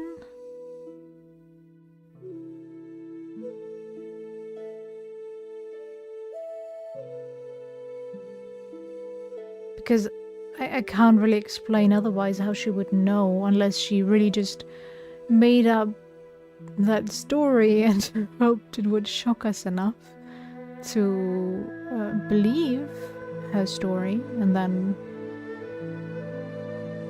she was right. Since we know her grandma told her that story about the swine demon before she died, so... Grandma was buried, her body resting in the backyard. The day after her death, my brother and I each had a bowl of thin porridge, both before Mom put us to bed. After making sure we were asleep, Mom quietly called out to Dad. Dad gently lifted Grandma's body from the bed and wrapped her in a straw mat. They carefully carried Grandma out of the house, and Mom closed the door behind them as they left. Then, right when I was dozing off, I heard the sound of a shovel digging in the backyard. The next morning, I asked where Grandma went, and Dad told me. Grandma is in the backyard. I went to check in the backyard. There was a small pile of dirt with some of Grandma's favorite old items placed beside it. That was likely where Grandma was buried. 我觉得还是不行。 What's not going to cut it? 什么不行？ 咱妈葬的不行，咱不该就这么葬了她。 I hope you buried her deep enough is all I'm asking. 一会儿我要去镇上买一件寿衣，一口棺材，再把咱妈葬一次，至少要和咱爹葬在一起啊。这得花多少钱？我们哪来这么多钱？拿粮食换吧，我算了算，不多，也就半个月的粮。 Half a month's worth of food. I thought you only had food for a month left. How is that not a lot? I'm sorry, but what is this math you're doing, Dad? 半个月的粮，那可是我们半个月的命，不行。又不多，我越想越不对，咱妈死了不能就这么囫囵埋了。 Yo. Mansa is dead. I know it currently does not sit right with you, but sometimes you have to put your ideals second and think about yourself and the people alive first. Your mom is dead. She cannot feel, she cannot see, she cannot demean you for what you did. If anything, she would ask you to not waste the food you have left on something for herself. She herself said, feed the soup you made for her from that cat maid to the children so they have something to eat, and not to her since it's wasted. So why would you then waste half of your remaining food for somebody who's already dead? I don't understand. Stop this madness. 咱没钱给他办得风光，至少也得买个棺材给他安个家呀。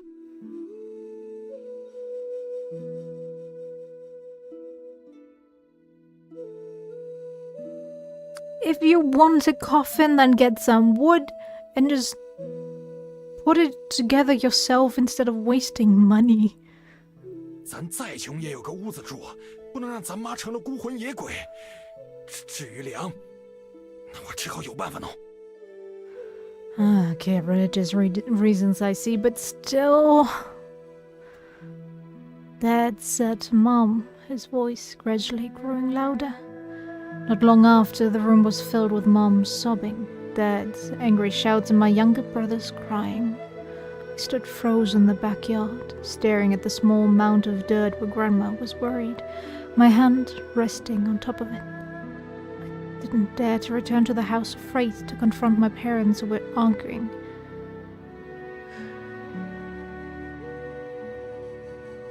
Yet that does not look like they were nice people. It didn't take long for my parents to stop talking about the burial. At noon, a tax official came. This tax official brought 2 official soldiers and they kicked our door down the second they got there. 哎，交粮了啊！我们来收8斗米的粮。 Does it look like they had any grain grown in their fields, you asshole who probably gets more than enough food and has more than enough food in his stock to feed the entire town? 有粮交粮，没粮的拿等量的银子换。 In silver pieces. The tax official shouted loudly while the other 2 soldiers started rummaging through our house.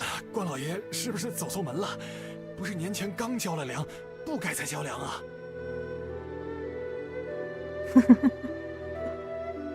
You think that right now any of these officials care about what you did or didn't do? 住你们旁边的那户人家跑了，你们不知道？ So? 啊，您是说沈家吗？他们跑了，这我们不知道啊。管他沈家王家，他们跑了，你必须得知道。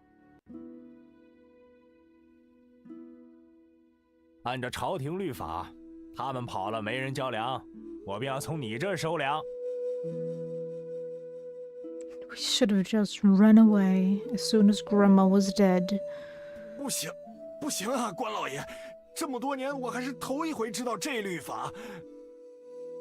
那是你知道晚了，这都是上头的命令，我也是给上头办事的，也不知好歹。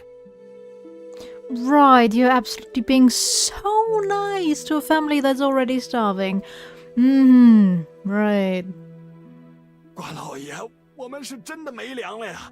前年大旱，去年也是大旱，连着2年没有下一滴雨，种的东西早死完了。我们家还有2个小娃要养，每天吃了上顿没下顿，还在想着去哪儿借粮呢。这。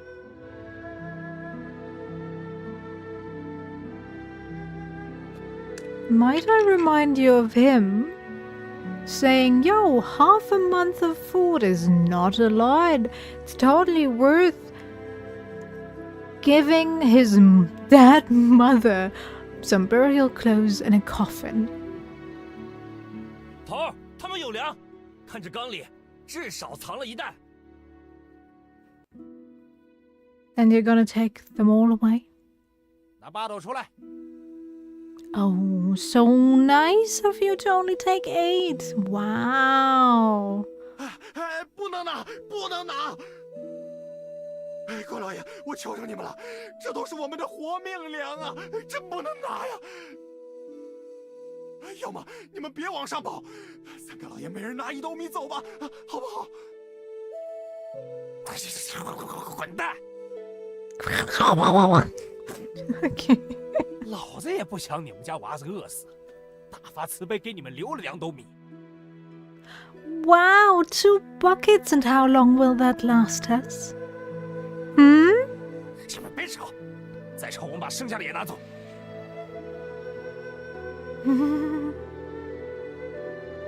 I heard Dad's bleeding voice and the sound of the official soldiers shoving him around. They drew their swords, rummaging through our belongings, packed the grain we relied on to survive into bags, and then took those bags away. Dad and Mom were beaten by them, and my younger brother kept crying. In the end, they still took the grain away. I stayed in the backyard, crouched on the ground and covered my ears since I was too afraid to listen.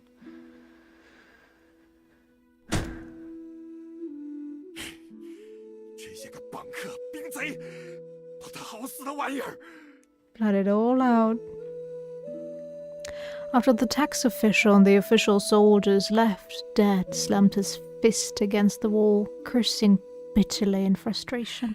刚才你还想着要给娘买棺材，现在倒好，我们4口人只有2斗米，连1个月都活不了。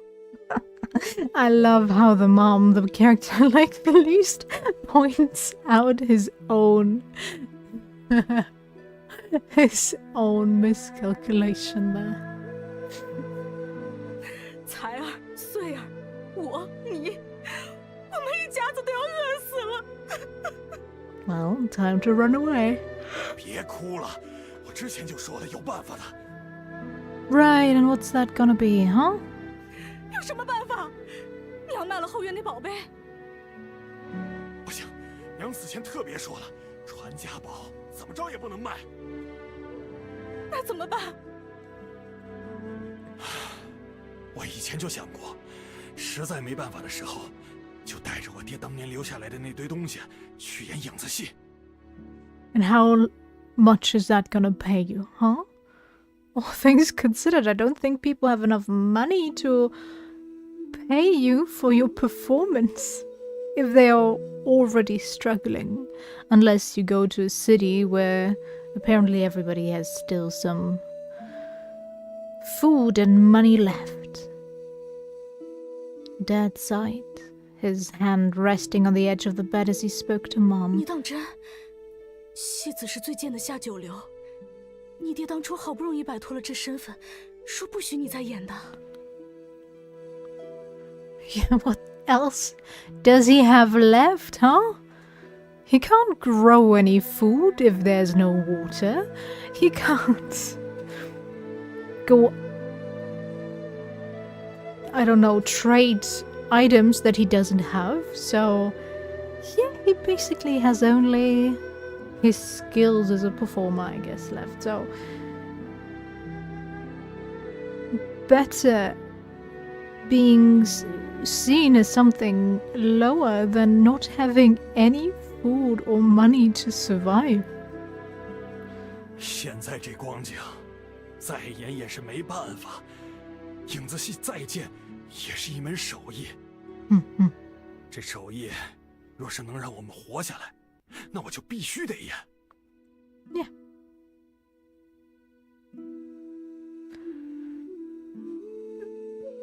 Really makes me wonder how the mom thinks. Like, she was totally fine killing the only friend her daughter had left, even if it was only a feline. A little kitten. But when it comes to the only person that apparently can earn money in this household, doing so, she's like, yeah, maybe we shouldn't, because that will lessen your standing. 你去什么地方演？ Yeah, where? 去临镇，甘泉那边。要是被熟人瞧见了怎么办？如今这世道，瞧见就瞧见了呗， Mm. 先活下来最重要啊！ Preach, Dad, preach. 我收拾一下，今天就赶路去隔壁镇子，演上几天，换到足够的粮后，就来找你们。 As Dad spoke, he began rummaging through the wooden chest under the bed. Inside the wooden box were the items Grandpa had left him for performing shadow play. 爹，我也要去。 I heard Dad packing, so I hurried into the room, eager to join him. A couple of years back, Dad taught me a bit of drumming and shadow manipulating, giving me a rough idea of how to perform. 穗儿，演影子戏贱，你不能去。是啊，你这小女娃凑什么热闹？若是落下了闲话，你以后都嫁不出去。 So what? She needs to survive now to ever get married, so shut up, Mom. Dad and Mom both forbade me from going after hearing that I wanted to perform shadow play. 闲话就闲话吧，爹爹也说了，现在我们能活下来最重要。我也想给家里出一份力。而且，爹爹你忘了吗？你以前说了，影子戏至少要4只手才能演好，而且我也想多学一门手艺。 Another craft? What else did you learn? I muttered to my parents, my eyes bleeding. 行吧，多个谋生的手艺也好。 Sure. Dad sighed reluctantly, seemingly agreeing to let me accompany him. Dad and I walked out the door, heading to town on foot. Dad carried the wooden box in one hand and held mine in the other as we made our way to the neighboring town. The town next to our village is called Gangquan, despite its name meaning sweet spring, just like our village. It had also been affected by the drought, with no spring to be seen. However, Dad mentioned that during major disasters, life in the city is better than in the town, and life in the town is better than in the village. With more people around, there's mutual support, preventing as many deaths or escapes.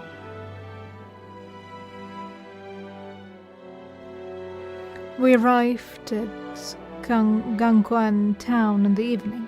As soon as we got to town, Dad found an open space by the street. He lit a bonfire and rummaged through the wooden box. Before long, he set up the widescreen for the shadow play. 瞧一瞧，看一看，来看影子戏喽！武松打虎，三英战吕布，牛郎织女，100铜钱开演，有钱捧个钱场，没钱捧个人场。Great business right here. If you have money, pay for a ticket. If you don't, just enjoy the show. Yep, that's how you make money. Dad called out at the street, attracting passerby to watch the show. As he threaded the shadow puppets onto the bamboo sticks, he continued his pitch to attract passerbys. Dad's voice was a little quiet and a little strained. Despite the bustling crowd, no one stopped to watch. I was bored to death, so I started chatting with 爹 Dad. 爹，你在给什么小人穿竹签啊？我在给吕布穿竹签儿，一会儿若是谁点了三英战吕布，我便能立即给他演，不用他在旁边等了。那我来帮爹爹吧。好啊，那你穿这个张翼德吧。这是张翼德，关云长是哪个呀？这个。 Dad worked on Lu Bu while he pointed out Guang Yu for me. 瞧一瞧，看一看。 Are those supposed to be children? 100铜钱开演喽！ Dad continued threading the bamboo sticks while calling out loudly. Alright, welcome back, welcome back.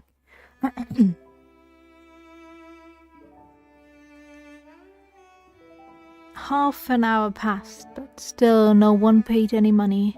However, a few people did gather round. 3 beggarly-looking uncles and 2 kids who looked even younger than me formed a circle around us. They curiously watched Dad and our setup, but didn't say a word. 爹爹，为什么没有人掏钱呢？ Because he gave them an out. He literally said, if you have the money, pay for it. If you don't, just enjoy the show. So, if I don't have to pay money to watch the show, why would I? I leaned in close to Dad's ear and asked him softly. 看来这个镇上的人懂行啊。 Dad whispered in my ear. 懂行？影子戏得等到完全天黑的时候才好看。现在太阳刚落山，懂行的人呢都不看。 Yeah, true. It's probably impossible to see right now. Dad had finished threading all the puppets onto the bamboo sticks and was waiting for the first paying audience. He gave a faint smile, appearing quite relaxed as if he didn't care how the business was doing. Another hour passed. It was gradually getting dark out. The sky became quite dark, making us brighter by comparison. Still, no one paid, but there were more spectators around us. We were surrounded by 4 beggars, 3 kids, and an old grandma and grandpa who even got their own stools. But still, nobody paid any money, and Dad's expression grew darker. He wasn't looking relaxed anymore. He seemed rather grim. 爹爹，好像还是没人掏钱，人挺多了，我们要不先演？先演吧。 Yep, time to perform. Dad nodded in agreement, offering a simple response to my suggestion. It seemed like he was ready to perform. He intended to showcase the shadow play to the people around and then persuade them to pay later. Dad handed me the drum and crouched down to organize things.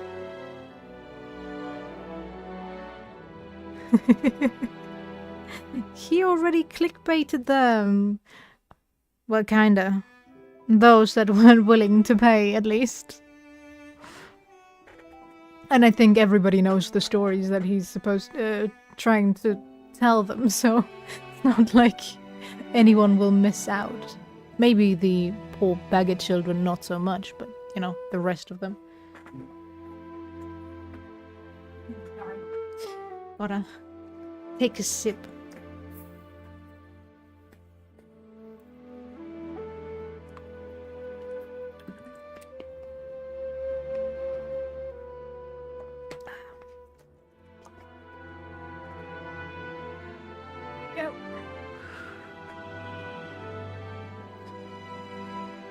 With squinting eyes, he adjusted the frame supporting the white screen.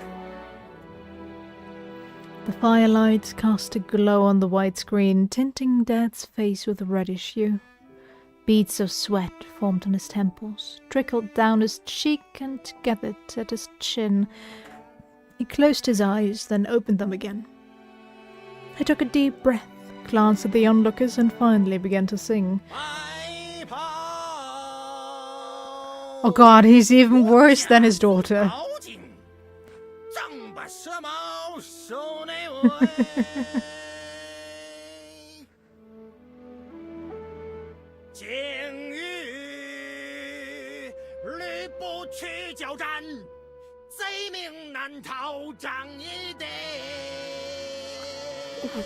Could we hit one key?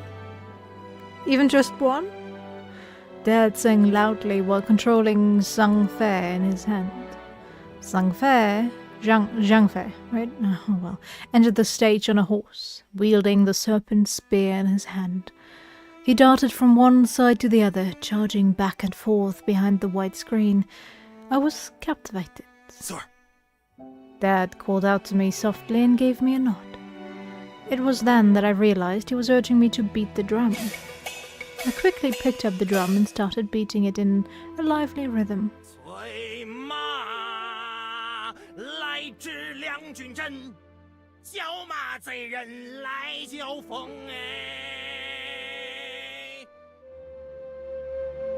Dad controlled Zhang Fei and sang another line, accompanied by my drumming. The audience cheered and applauded enthusiastically. Seemingly encouraged by the warm applause, Dad sang with even more fervor. To keep up with Dad's rhythm, I also worked even harder on the drumming. The drum beat echoed, blending seamlessly with the surrounding applause and providing a rhythmic accompaniment to Dad's singing.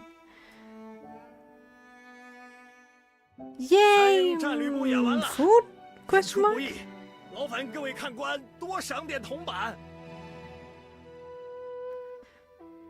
A few copper coins would be appreciated. 若是没有铜板，也可以给些粮食，我们什么都要。多谢，多谢。 That pretty much eaten apple is definitely enough payment for that. After the performance, Dad stepped forward to the front of the widescreen and bowed to the audience. Meanwhile, he was handing over the wooden box to the audience, hoping someone in the crowd would toss in a coin or two. However, the audience exchanged looks for a few seconds before dispersing in different directions. No one gave us any food, let alone money. All that remained were scattered sunflower holes, the dying embers of the bonfire, and the mocking waves of laughter drifting in from afar. 真是一群穷鬼，戏都看了，钱是一点都不给。 Dad angrily muttered a curse as he set the wooden box down beside him. After performing for so long, he not only failed to earn any money or food, but also drove away the audience. 整个镇子都受了大灾，家家都囤着钱粮救命，哪能为了看戏花钱呢？ Told you it's a bad idea, but... As Dad sat there, resigned, an elderly man approached from afar. 趁早回家吧，啊，一会儿冷了，别让你女娃着凉。 He sighed, then walked past the widescreen and placed something in Dad's wooden box. I leaned over and peeked into the wooden box. It was a perfectly intact ear of corn. Each kernel gleamed like yellow jewels under the moonlight. After that, Dad stopped performing shadow play. He packed the items into the wooden box one by one, and I helped him tidy up. Unable to find a place to sleep, we then decided to spend the night in the rundown temple in town. Inside the temple was hay spread out with 3 beggars sleeping on one side and us on the other. These 3 beggars had also watched the show earlier. When they saw Dad arrive, they whispered and chuckled mockingly from a distance. Dad didn't say anything. He held me in his arms without saying a word as he huddled on one side of the temple, as we huddled. 为什么这些人都不给钱呢？ Because they have nothing. And what little that they have, they will not share. Obviously. I leaned against my dad and asked him, with my hands grabbing his rough tunic. 是不是100铜钱太贵了？50个铜钱，可能就有人给钱了。 No. I clenched his rough tunic tightly. 我觉得就是太贵了，戏挺好看的，就是贵，所以才没人看。 Ah, the innocence of youth. 爹爹，你怎么不说话呀？ I slightly raised my voice. 别吵了！ Dad yelled angrily before turning around and gripping my shoulders fiercely as if he was going to crush it. His shout made my body tremble violently. Coupled with the strength of his grip, I felt both pain and fear. I stared at Dad with my eyes wide open. It was my first time seeing Dad this mad. It was as if he transformed into a different person who shared no resemblance with him whatsoever. He was petty, irritable, and volatile, completely devoid of the gentle demeanor he had shown me years ago when he gave me the sweet potato to eat. What was wrong with him? I felt aggrieved and wanted to cry. My nose tingled and my tears swelled in my eyes for a bit before they began to fall uncontrollably. Sir. Seeing me cry, Dad suddenly panicked. The light in his eyes flickered and his mouth twitched a few times. He then reached over and hugged me tightly, pulling me into his arms. Sir, 对不起啊，爹爹不该凶你的，对不起，对不起啊。 I can understand it, but yeah. You should learn to control your anger. You could have, just answered her and she would have probably shut up. On the straw mat, Dad held me in his arms and apologized to me. and apologized with a crying tone tinged with self-blame. I held onto Dad and cried uncontrollably. It was as if my emotions found an outlet, and all the pent-up grievances and fears turned into tears. I didn't blame Dad. I knew it was hard for him. It had been too hard for him. That's why he was like this. Dad slept for a bit with me in his arms. I didn't sleep for long before I began asking Dad some questions out of 爹 concern. 爹，我会死吗？不会的，我不会让你死的。 Well, she survived for another year at least. 那爹爹会死吗？ If it goes on like this, yes. 人早晚都要死的。爹爹暂时不会死，因为要养穗儿和彩儿。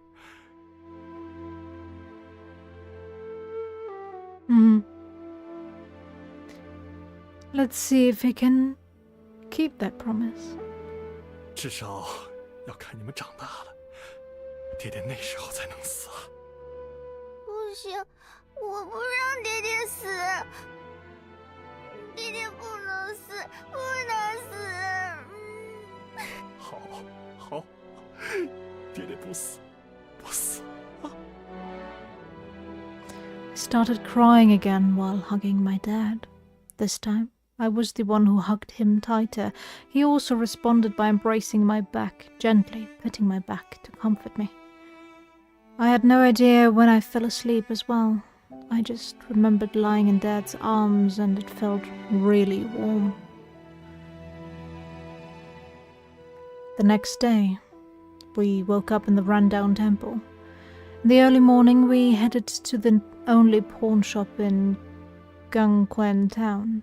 Dad sold the wooden box Grandpa left him, exchanging it for 500 copper coins. Then he made several trips to households in the town, exchanging coins for food. At noon, Dad held my hand while carrying a basket of food as he headed in the direction of our home. On our way back, I stole a glance at Dad. He looked very tired, with a pale face and a mixture of uneven white hairs among his dark ones. Since when was it like this? Dad got old all of a sudden, and he stopped smiling too. Can we get some positivity into the story? Like, some breaks? Chapter 9 selection, alright. 怎么啦，凉？怎么不说话了？你还是处了呀？不打算干了？ Not going to do what? In the woods, tongue spilled it all. After he smirked, waiting on my answer, I slammed him against a tree, arm to his neck. You son of a bitch, you didn't tell me those lambs were meant for lamb dishes. You said this job was about feeding the lambs and sending them off to rich folks as daughters. All fucking bullshit. I yelled at Tongue. Muscles tensed, my face twisted in anger. 喂，你他妈怎么还急眼了呢？ What else is he supposed to 我 be? 一开始也不知道这货是这样的，要不是向李贵打听，谁他妈能知道？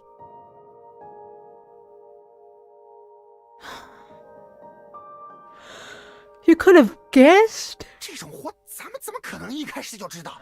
但是一人500两银子，咱们不做也有其他人做。 Yeah, so?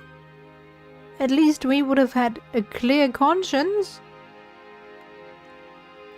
I continued to glare angrily at Tongue, my eyes blazing with fury. 凉，看开点，咱一起干活这么多年了，手上也没少沾血。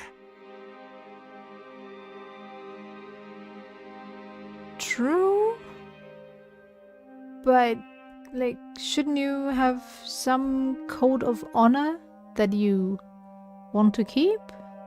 死在你手里的人，没有80也有50了。虽说你从来没有杀过妇孺啊，但若是离家在外的男人死了，刘家的没了顶梁柱，早晚也要死全家。Kinda true. 少在这跟我假清高！你以往没直接杀小羊，但早不知害死了多少小羊了。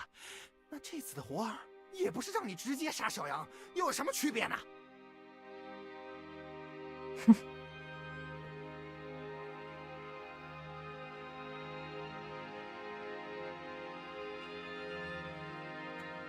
？But you know that you're killing them.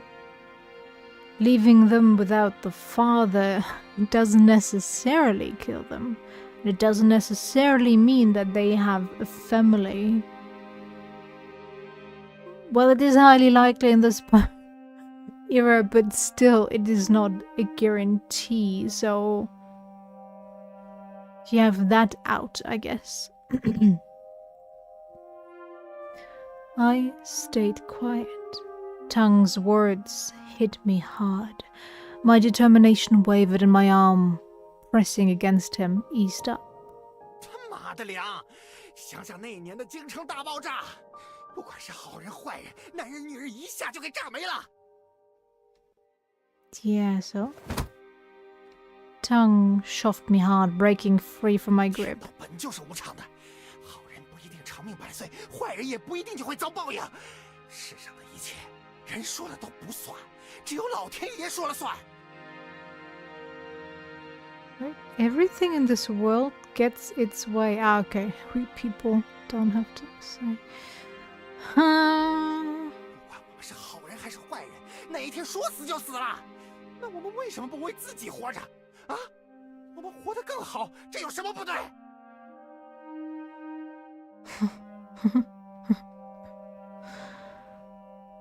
If you can live with yourself like that, go ahead. I can't. Tang tidied up his clothes, teeth clenched, and spoke to me with frustration. I lowered my head and pondered his words, remaining silent. 梁，你自己考虑考虑吧。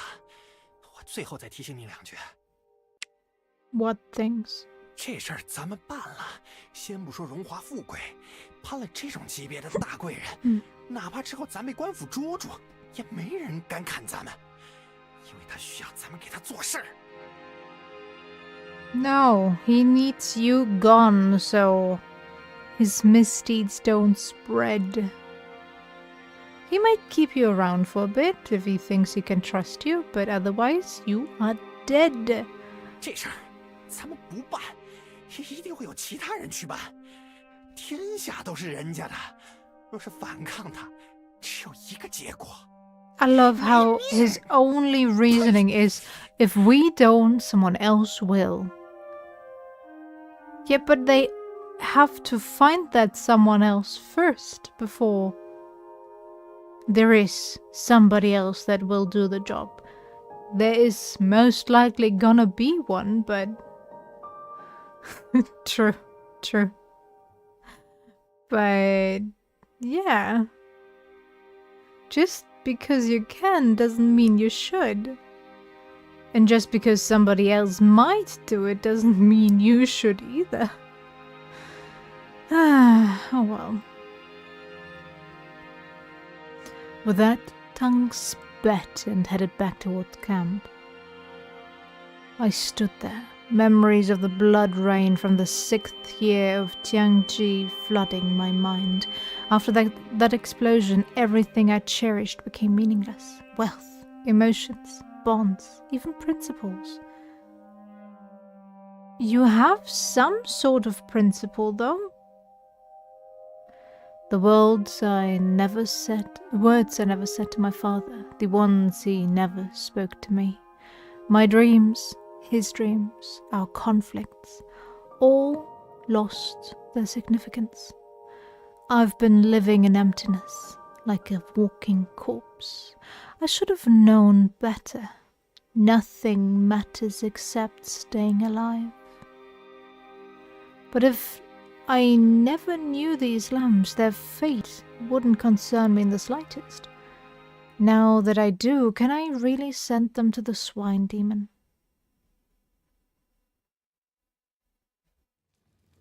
Do I get a choice this early on? I didn't give Tung a clear answer and returned to the camp alone afterwards. I thought he already went ahead. Game, consistency, please. Back at camp, I should have slept, but couldn't. Watching the lambs slumber, thoughts raced through my mind. Honger and Sur.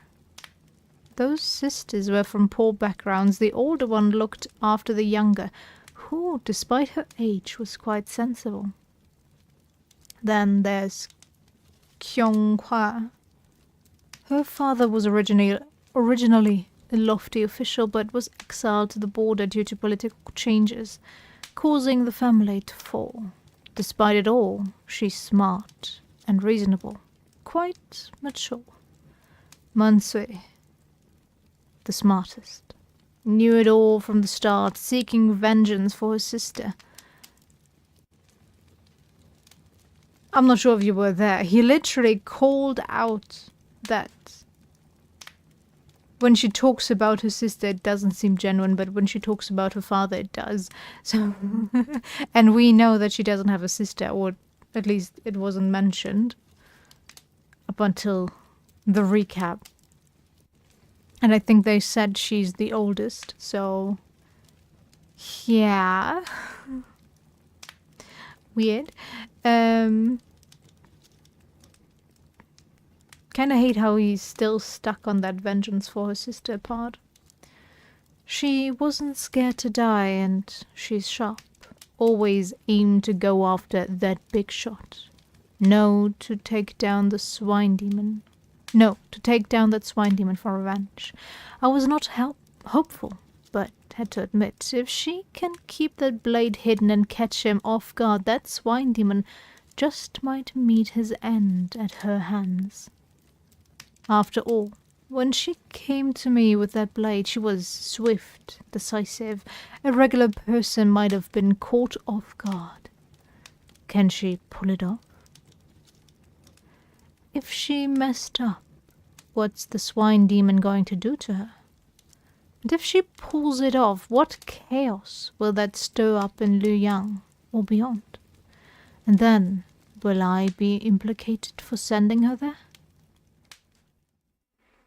I almost dozed off with unanswered questions. Slept about 2 hours, then Tung woke me to switch shifts. We kept watch a bit longer, then hit the road again the next day. Yeah, this city looks like you could maybe earn some money, more so than the previous one. We got to Shanso in about 4 hours. Before reaching the gate, we untied the ropes from the lamb's waists. Tung reminded them sternly not to cause any trouble. At the gate, guards checked our pass from Yisen. After a few questions about the lambs, we got into Shanso. The streets of Shanso were wide and bustling, with a sense of prosperity unlike Hanso or Wenjiang. Perhaps due to our eastward journey, there were fewer refugees, giving the street an illusion of peace and prosperity. There were vendors, traveling merchants, and even performing monkeys. A monkey trainer with a turban guided 3 monkeys through a series of tricks, prompting spectators to drop silvers into his copper bowl. After a stroll, Tung led us to a grim inn located in a secluded part of the city. This inn was similar to the ones in Hanzhou and Wenjiang, situated in a remote area of the city. This inn only catered to special guests like us on a mission. 妈的，走了这么多天，终于到陕州了。哎呦，哎，瞧这道修的啊，宽，这么宽才算是大城市啊，是不是阿良？ Sure, if you say so. 嘿嘿，梁爷不愧是去过京城的人啊，陕州城都瞧不上了。I stayed silent. Tongue smirked and I brushed it off. 一会儿咱们先去客栈，今天都休息好了啊，好吃好喝，第二天咱们再出发。星爷今天高兴，自掏腰包请你们吃顿好的，想吃啥等会儿跟我说，到时候找个厨子烧个菜，咱在客栈里摆一桌。 I'm getting hungry. Stop talking about food. That is not human. Thankfully. Tongue led the way, speaking to the lambs following behind. I tried to cheer up the lambs, but they remained somber. Maybe the lambs sensed the tension between us. None of them seemed cheerful. 来来来，都说说想吃什么，说呀啊，不用跟我客气啊，想吃什么说什么。啊，来，小翠你先说。肉馒头。 Oh, cute. 什么？大点声！ Be nice. 星爷，我妹子想吃肉馒头。行，记住。我想吃菜馒头，咸菜的最好，没有的话就要白菜的。Cute. 哟吼，你这小羊到顶挑啊！哎，那到时候找找吧。其他人呢？想吃鱼，什么鱼都行。 This feels like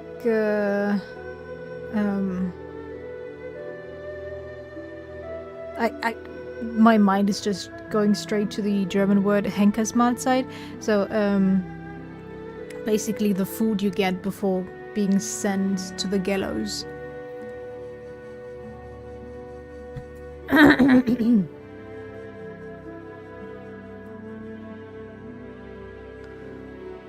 I want fish any kind. Okay. Mansui, what about you? 肉馒头、菜馒头、鱼。那等会儿就买这些。哦，小哑巴说不了话。海良，你想吃什么？ Anything's fine for me. 好，那要不你和小哑巴出门去买些菜，再补充一些咱之后吃的干粮，银子我给。 Cool, cool. Could you pay for anything I have to buy? No need, I'll handle the money, but why me and her? 他不能说话，不能说想吃啥，那他跟你去想吃啥，你给他买啊。Ah, right, right. 再说了，你买这么多东西，不是也缺个帮着提溜的人吗？ Is there an English equivalent to the food you get before you get sent or sentenced to death?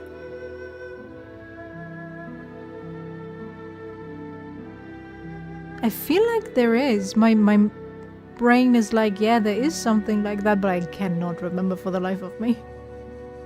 That's why I was like, can only think of Henkersmahlzeit.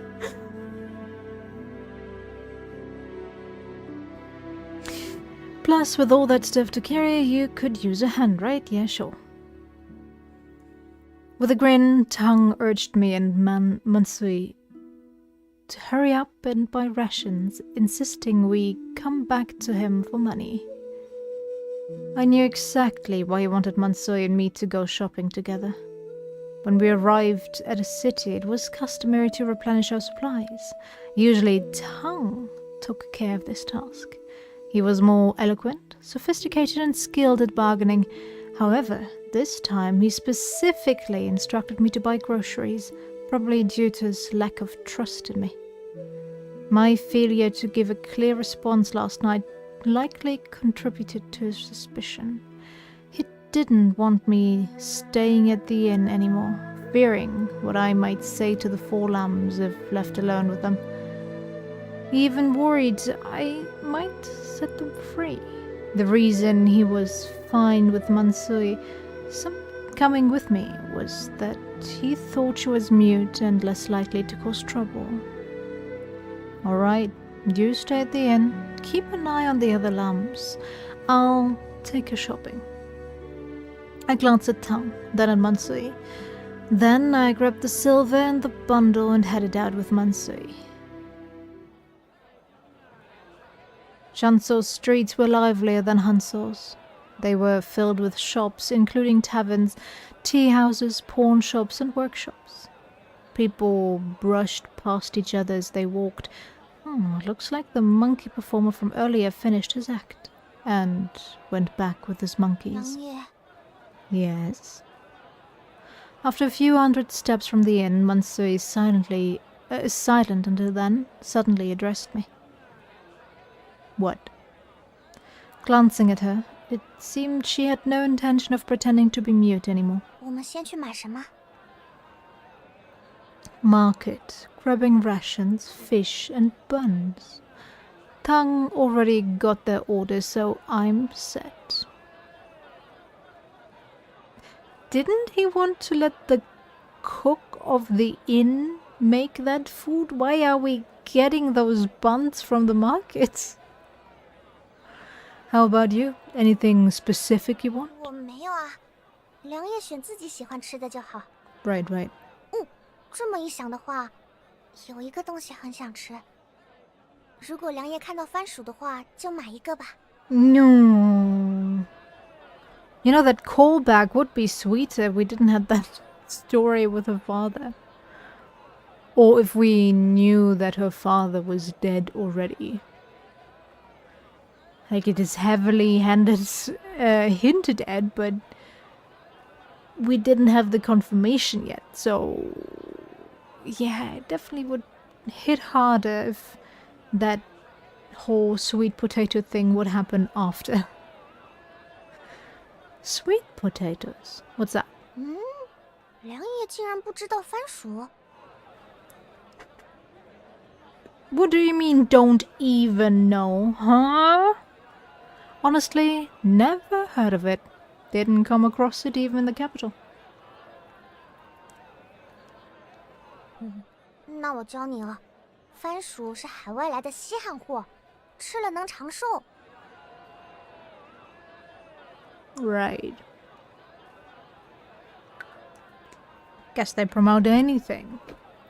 我爹爹，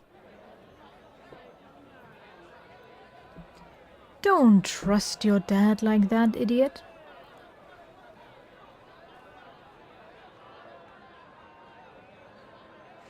We moved forward for a bit, and I scanned for the market's location in Shanzhou. Time was ticking. It was afternoon and most shops were shutting down.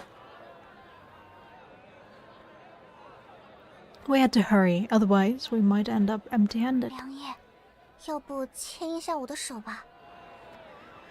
As I thought about finding the market, Mansui spoke to me. Spoke to me. Again. Why hold hands? I was puzzled. 不知良夜注意到了没？总有人在看我们。 Are they? Alright. 良夜看起来比我大10几岁，若不像妇女一样手牵手，容易被人怀疑。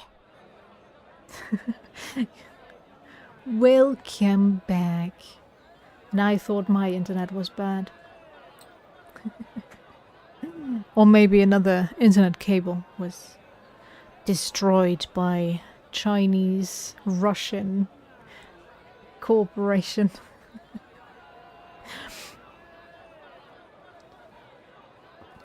Master Liang, blah blah blah.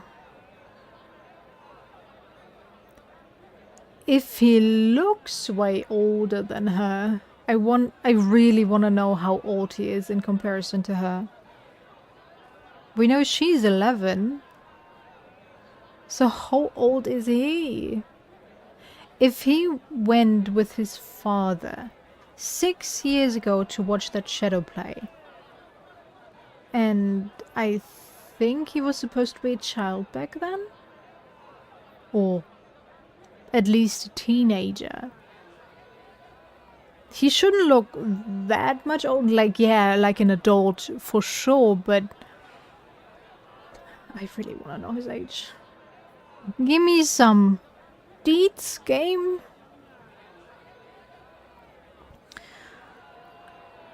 Mansui glanced around cautiously and whispered to me. Yeah, we'll hold hands again, don't you worry. Okay. And considered her point. Then I reached for a hand, leading the way to the market. 良月，你看那里有馒头铺。 Yay. We just started when she called out. Boss, do you have any buns here? 有，客官要带馅儿的还是不带馅儿的？ Filled. Do you have pickled vegetable ones? 有的，一个馒头5文钱，您看看来几个？ 5 coins. What kind? Buns seemed more expensive than before. I remembered they used to be 2 or 3 coins each, but now they are 5 coins. Must be because of all the disasters everywhere, pushing up the prices of grain and meat. 3 pork buns and 3 pickled vegetable buns, please.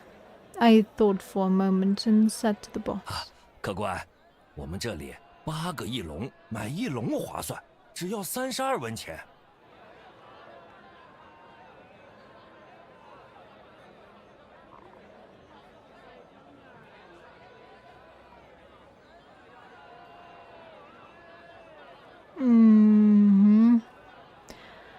Let's buy 2 more less. Mansui, what kind do you want? 我也要肉馅的。 Alright, 5 pork buns and 3 pickled vegetable buns.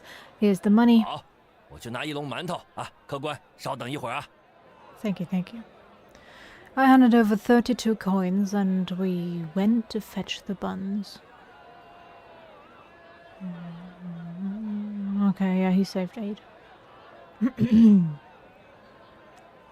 While Mansui and I waited, we chatted for a bit 良月在 longer. 京城的时候吃过肉馒头吗？ Why wouldn't he? Sure did. Lots of bun shops in the capital. 见过万岁爷吗？ Why would he be able to see the emperor just because he has been to the capital? God damn it, how many times is that question gonna come up just because somebody was in the capital? You see how big this town is. Do you want to know how big the capital is? Probably not. So, girl, I thought you were smart. Never did. My family's been in trade for generations. Never had a chance to see the emperor. 京城和陕州比是什么样的？ Bigger, wider streets, more people. Otherwise, pretty similar. 真的差不多，肯定还有些别的地方不一样吧。 What kind of differences are you looking for? Not much difference. Once you've been around, you'll see everywhere's pretty much the same. I feigned sophistication to Mansui, and soon after I noticed the bun shop owner handing over a basket of buns. 客官，馒头都好了，这篮子直接送你们。 Thank you. Huh? Don't we pay for the basket? Why give it to us? 本来装馒头的篮子要收1文，这也是惯例。不过看您家小女水灵，这1文我就不收了。 Thanks. He overcharged, didn't he? 谢谢伯伯。没事儿，哎呀，小姑娘真乖，长得真俊呐。 Every time I hear a comment like this, I'm now worried that they're also cannibals, or well, into little children. This game has made me paranoid of everybody. I grabbed the basket and caught Mansui giving me a smug look. That lass was quite the show-off. After buying the buns, we asked the boss for the market's address and found it shortly after. Unfortunately, we were late. Many stalls had already closed. After a quick search, we found a fish stand still open. We bought a barely alive black carp and grabbed some cabbage and radishes from nearby stalls. I would think that most fish would be dead by the time they are on a stall being sold to people. Unless they are kept in some kind of water pot thingy. They pretty much are bound to be dead by the time they arrive at the store, because fish cannot breathe above water. But okay. Despite looking around, we didn't find any stalls selling sweet potatoes. No sweet potatoes around. 本来就不好找，当时是爹爹好不容易才搞到的，估计早就没得卖了。 Or only sold to people that have the money for it.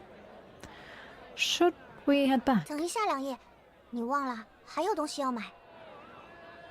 What else do we need? What's that? 影子系的东西。 Ah, right. Oh, right. Without Mansu's reminder, I almost forgot to buy the missing items from the wooden box earlier. Again. To have a complete Shadowply show, we needed more than just drums. We also required some donkey hide and wooden sticks to draw additional puppets. Within an hour, we got what we needed. The wooden sticks and donkey hide were easy to find in carpentry and leather shops.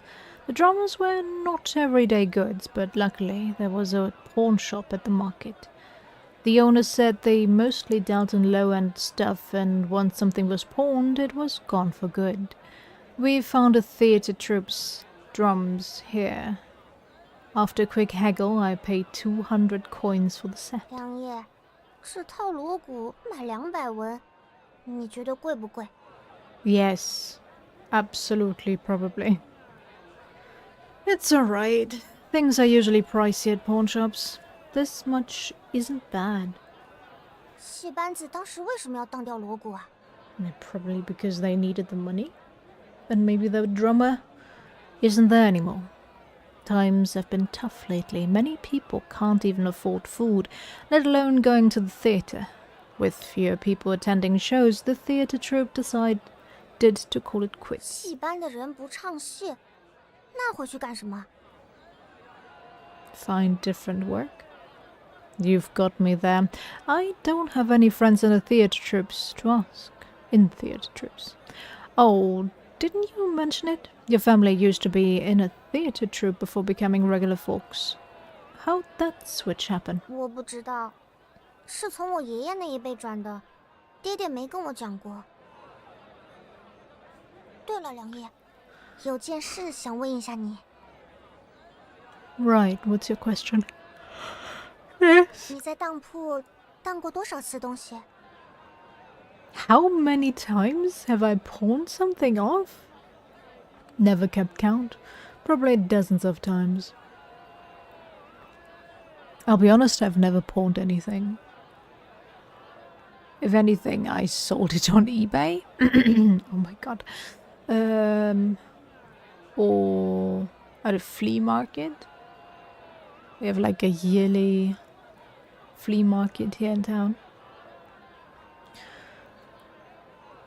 where you can sell your stuff and get some money out of it. But never went to a pawn shop. No.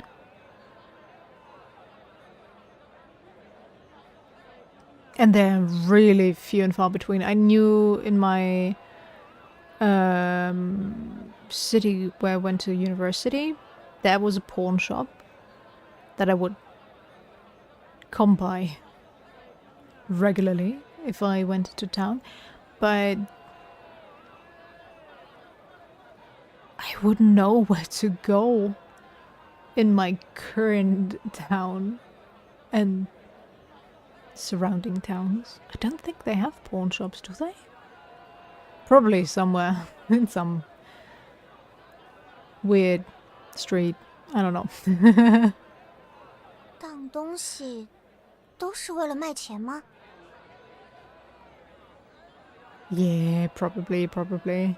Somewhere.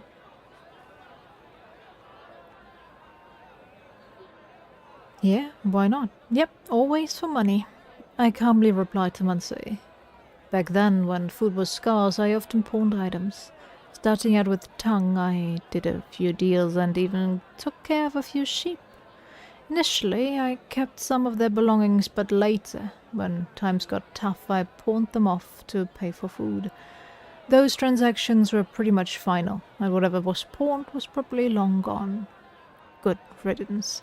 I didn't believe those sheep's spirits would come back for revenge, but I still feared holding onto those items might attract attention from enemies one day. After we got our stuff from the pawn shop, Mansui carried the groceries and I held the drums.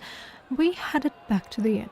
I thought she wouldn't speak to me again on the way, but as we passed Sunshore's golden pagoda, she surprised me by striking up a conversation. 良爷，昨晚你和星爷是不是吵架了？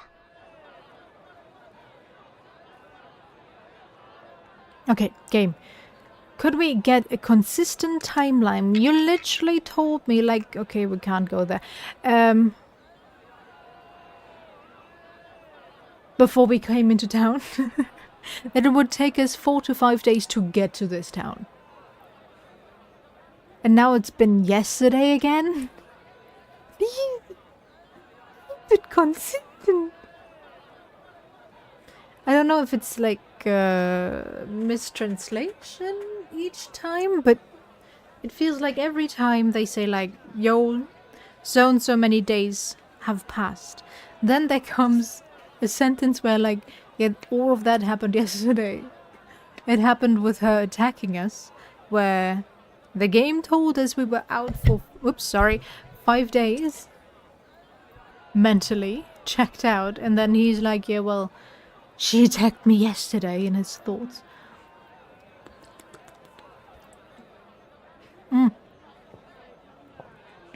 Was Chinese one of those languages where there is no really past tense? Was that Chinese? I thought there was more of the...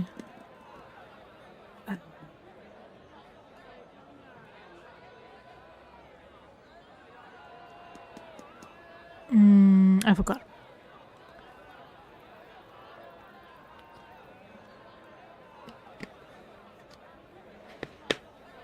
One of the professors at my university spoke like 8 different languages, and she told me about a couple where there's no past tense. You just double the word if you mean it in the past tense.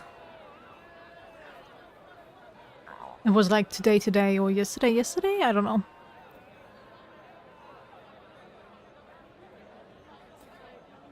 Mansui whispered, asking me, last night? A fight? How did she know Tang and I argued yesterday? Sorry, were you pretending to sleep? Were you following us too? Sorry, now I have the hiccups. I stopped and glared at her. After I spoke, I realized something wasn't adding up.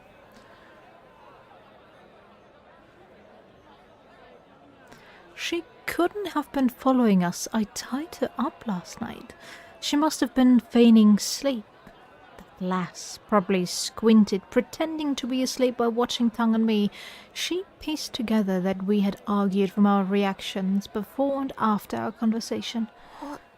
我昨晚没睡着，迷迷糊糊的就听见良爷找星爷去谈话，回来后良爷一直都睡不着，像是有心事。 Yeah, it would probably bother you as well if you knew what he told me. 良爷莫怪，我就是好奇，你们昨晚到底说了什么呀？ Rather not say. Let's head back. I took her hand and tried to pull her 我不 along. 明白，良爷和星爷到底谁是老大？ There is no boss between us. She remained rooted to the spot, speaking with her head lowered. We're both equals, just partners. I handle the physical stuff better. He's sharper with words, so we make a good team. 那你们感情很好吗？是拜把子的兄弟 Hell 吗？ no. Just regular friends. 那我觉得良夜不必只是听他的，好像他是老大一样。 True, true, true. 之前洗澡的时候，良夜提过精神爆炸的事。 Yes? 我知道，那件事之后，良夜可能觉得有些事都是老天定的，人怎么做都没用。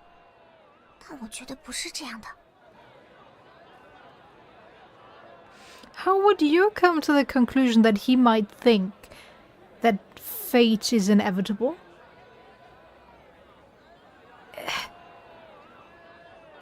The way they depict her is so strange.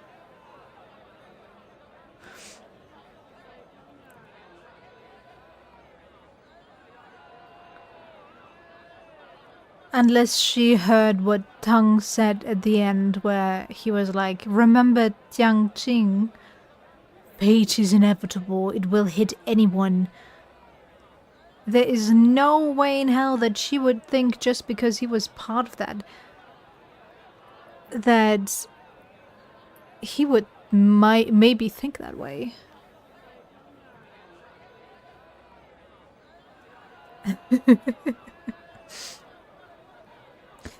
In parts she's too mature, and in others she's like in parts she's too innocent, and in parts she's too mature. It's a weird mixture. I don't know. Especially since we know her dad died in the last year, and she was pretty innocent before then.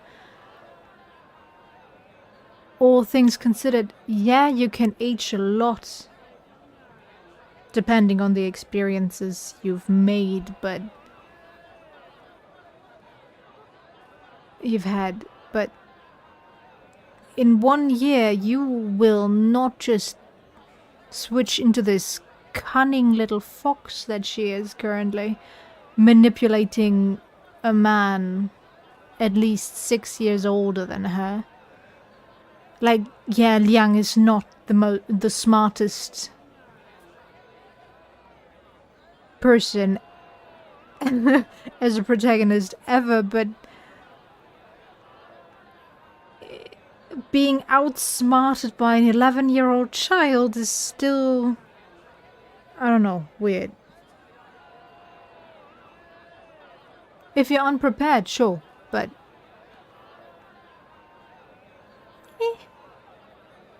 like this, I don't know. Okay, let's go. 良夜，你可以做出自己的选择。 She definitely listened into their conversation. Maybe she figured out how to loosen the knots? Possibly? Mansui lifted her head, her big eyes staring straight at me, gleaming with radiance. I felt uneasy and puzzled by her stare. What did she mean by choice? Was she hinting at something? Quiet down. We're nearly at the end. Just act like little mute again. I avoided her eyes, took her hand and headed back to the inn. On the way back, I stayed silent. She did too. Mansui and I made it back to the inn. Right as we entered, Tang grabbed the groceries I bought and handed them to the cook. After about 2 hours, nearing dusk, the waiter ushered us to a room upstairs. Didn't we buy ready-made buns? Sure, the fish needs to be prepared for sure, but fish taking 2 hours? Okay, yeah, no, he got a carp. That is a bigger fish. And it depends on what he's making out of it. But those buns are cold by now. The cook had finished preparing the food and it was served on the table.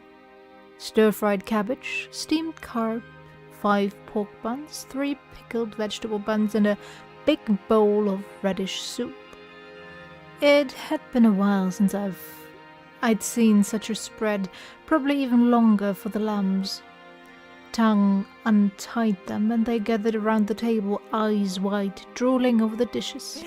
我和梁爷都是说话算数的人啊，说了不会亏待你们，就不会亏待你们。馒头、鱼，你们要的这不都有了？来，快吃快吃！ Tang plopped onto the chair by the wooden table, rolled up his sleeves, and dug into the food with his chopsticks. He swiftly grabbed a chunk of fish and gobbled it down. 好吃啊！哎，你们快坐下来吃饭，客气啥呢？啊！ Tang swallowed a bite of fish and motioned for the lambs to take a seat. I led by example and sat down, with little Mute following suit. The rest of the lambs nervously took their seat but hesitated to pick up the chopsticks. Dig in, everyone. Basket of buns with pickled vegetables and pork. Each of you gets 1. I told the lambs casually, then grabbed a pork bun with my hands. Took a bite, then the skin cracked, juices burst out. Rich in taste. Delicious. Tasted amazing. Way better than dry rations. Watching me eat with relish, Sir couldn't hold back any longer, mimicking my actions by reaching for a bun from the plate. Soon after, Hong'er, Mansui, and Kyonghua each grabbed 1 too. The lambs eagerly nibbled on the buns one after the other. They seemed starved, perhaps having gone without buns for quite some time. Of course they have gone without buns for quite some time. What are you talking about? You've been dragging them through some mountainous path for at least half a month now.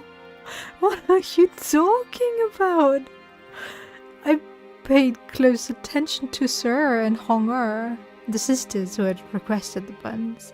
Initially, they devoured the buns as if afraid they'd disappear, but halfway through, they slowed down and savored each bite. With only 1 bun each, they likely worried about running out too soon and forgetting the taste. 翠儿，要不要尝尝拆馒头？ After finishing most of her own, Hong'er passed it to her sister. 那哥哥要尝尝肉馒头，好吃。 Cute. 不用，你自己吃呗。谢谢吃，尝尝。 Sir also offered her meat bun to Hong'er, who still seemed unsure. Stop fuzzing, take another. I intervened when I saw them bickering back and forth, putting an end to their indecision. 梁爷，我们不是一人一个吗？ There are 8 buns in total. Tang and I were supposed to eat 2, but I don't like them. You 2 can have mine. I said lightly, then picked up a pork bun and handed it to the 2 of them. Didn't you already eat a bun, though? 谢谢梁爷。 Ah, okay, 1 to share. Okay. I see. 谢谢，梁爷。 The 2 sisters took my bun and started dividing it. 哎，梁啊，你不能只偏心这俩姐妹啊，可还有俩小羊看着呢。 Then give your second one to them? 那星爷对你俩好啊，给你们俩分一个。 Tang also grabbed a pickled vegetable bun, splitting it in half, and handed 1 piece to Mansui and the other to Kyonghua. Mansui took the bun, smiled at Tang, and thanks. 谢谢星爷。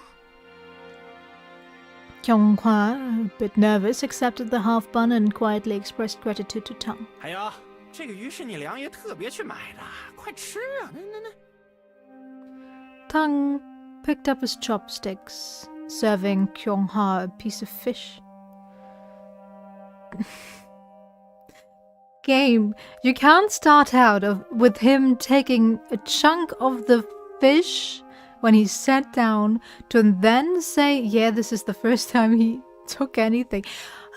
Consistency. I'm looking for you. Where are you? Kyonghwa nodded nervously, avoiding eye contact, and began eating her share of the pickled vegetable bun and fish. After a while, as she took the first bite of fish, tears welled up in her eyes. She tried hard not to cry, but 2 lines of tears escaped and trailed down her cheeks. Quickly wiping her face to hide her tears, she resumed eating, bowing her head. Tang and I pretended not to notice her tears. We didn't ask why she was crying, but we understood. It was likely the first time she had enjoyed such a good meal since being taken, and the fish likely brought back memories of her old life. 哎呀，都多吃点儿，多吃点儿，哎，真好啊！ Tang kept his eyes on the lambs, smiling softly as they ate. Perhaps to the lambs he was all gentle now, like some nice fella, quite different from before. But I knew. He just wanted to give the lambs a good last meal before they met their doom so they wouldn't come back to haunt him. It's just his last bit of hypocrisy. Those gross thoughts killed my appetite, so I put down my bowl and chopsticks early. As I went to leave, Tang stopped me. 梁，你这就吃完了？ Yeah, not feeling angry. I'm going upstairs to rest for a bit. Can I have your share? I'm hungry, Liang. 啊，行，那你去吧。咱住的地方是2楼东北角那2间啊，你先挑一个去歇吧。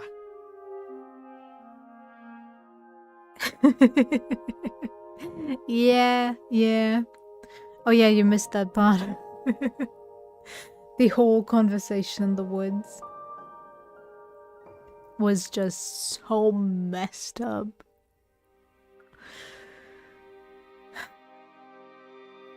Alright, go ahead. Our rooms are in the northeast corner on the 2nd floor. Just choose one, okay. Tang nodded and gestured upstairs. But as I moved to step away, he called out to me once more. 梁，等等。 What? I would haunt him as well. 现在易经还没到，你别睡太早啊。昨晚的事没聊完，咱哥俩一会儿喝点酒，再接着聊。Okay, we get that choice for this chapter. I think after that choice, I could go for the wrong choice because I know one choice will kill us. And after getting killed, we could end it. Or we could go for the right choice immediately. I don't know.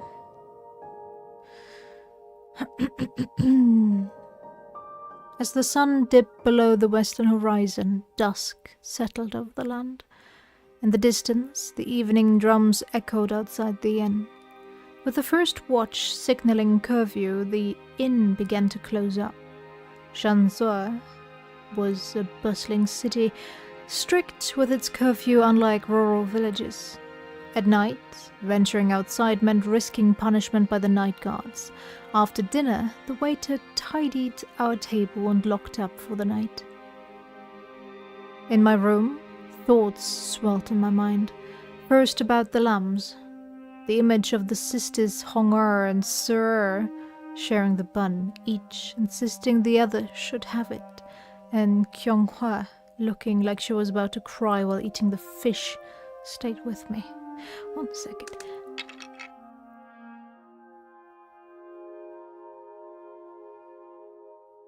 Dude, you left the room they were eating in, or was that lunch?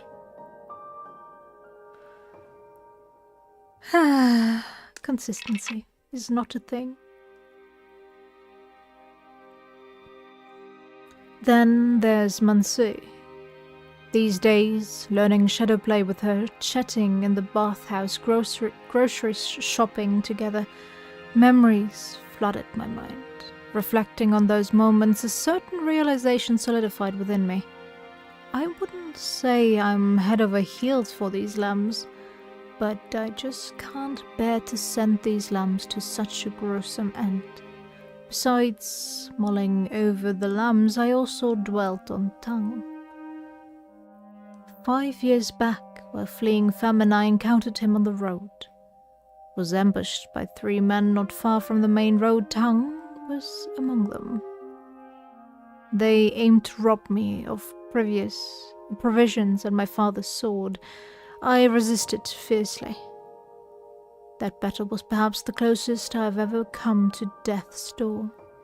I dodged the first swing and struck back, taking down the first man. Then the second man ambushed me, aiming his dagger at the side.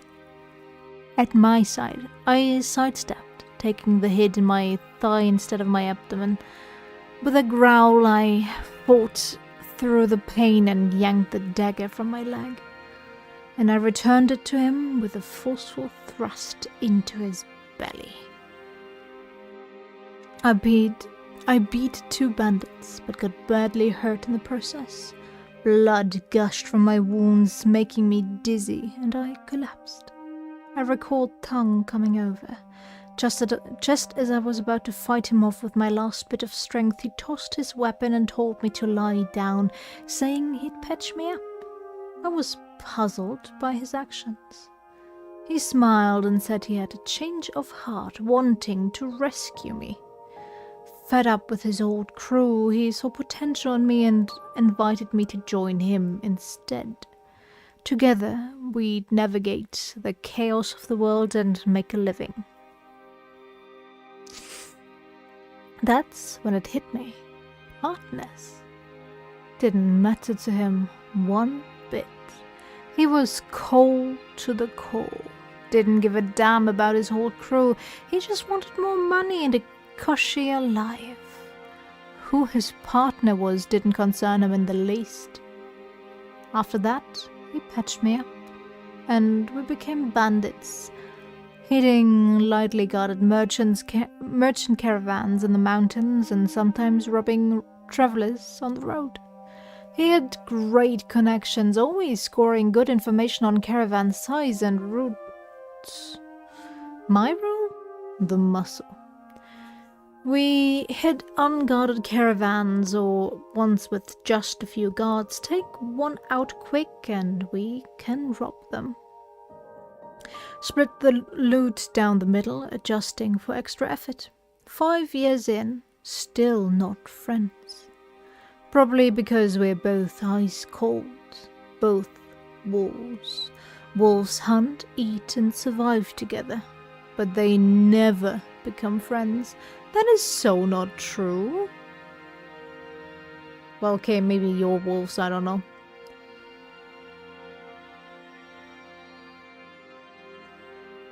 After about an incense stick's worth of time, Tang led the lambs upstairs. I didn't catch sight of them, just heard some noise outside. They were taken to the room next door by Tang, had a brief chat, then Tang came back to my room. 梁，你还没睡啊？我本以为你进屋这么久，早就睡了。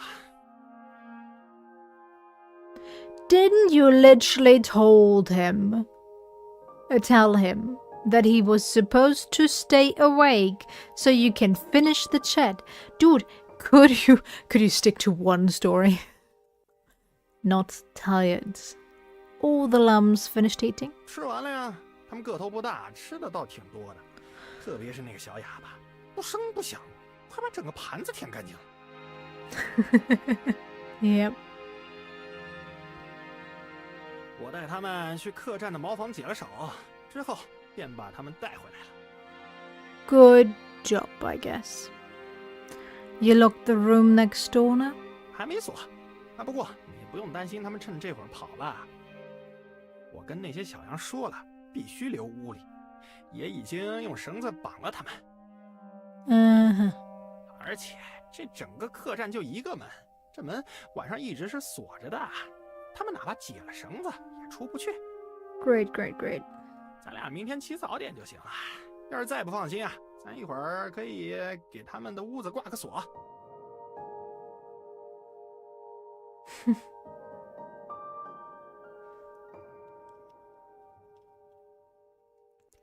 He's pretty lax about... Sorry, I'm really hitting my threshold here. He's really lax about their security now, all of a sudden. Feels weird. Yeah, better safe than sorry. Let's put a lock on their room soon. Tang and I chatted half-heartedly about locking the door for a while. How can you half-heartedly talk about locking someone's door for a while? Isn't that like, yeah, we should lock the door. Yeah, you're right. Bam. Conversation done. Then silence fell between us. 梁，昨晚的事，你想明白了吗？ After a bit, Tang broke the silence. Nope. He perched on the bed, his tone icy as he asked me.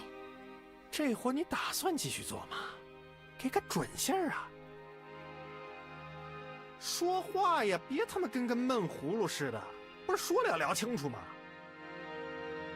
You said you would clear the air, not him. I don't know, but I'm likely out. If I didn't know those lambs, their fate wouldn't be my concern. But after all this time, I can't send them to die like that. Tang, you know my principles from the start. You knew this job is not what we signed up for. I am done. I fixed him with a serious look, making my resolve clear. Liang, you told us you had no principles. They died with your dad. I fixed him with a serious look, making my resolve clear. 我昨天都说了，都是尹三儿那狗娘养的瞒着咱们。Right. 他开始时根本就没跟咱们说小杨是去做菜人的，要不是我跟李贵打听，可能最后都蒙在鼓里。No way in hell did you not know about this. 咱们现在火也接了，也送到陕州了，现在是骑虎难下了。So? 要是不做，是怎么个不做？你是明天就走人，让我一个人把小杨送到洛阳，还是说把他们送官府？ Let them go. Take them to the 怎么 government. 疯了？几个州的捕快还在找咱们呢，你敢去官府？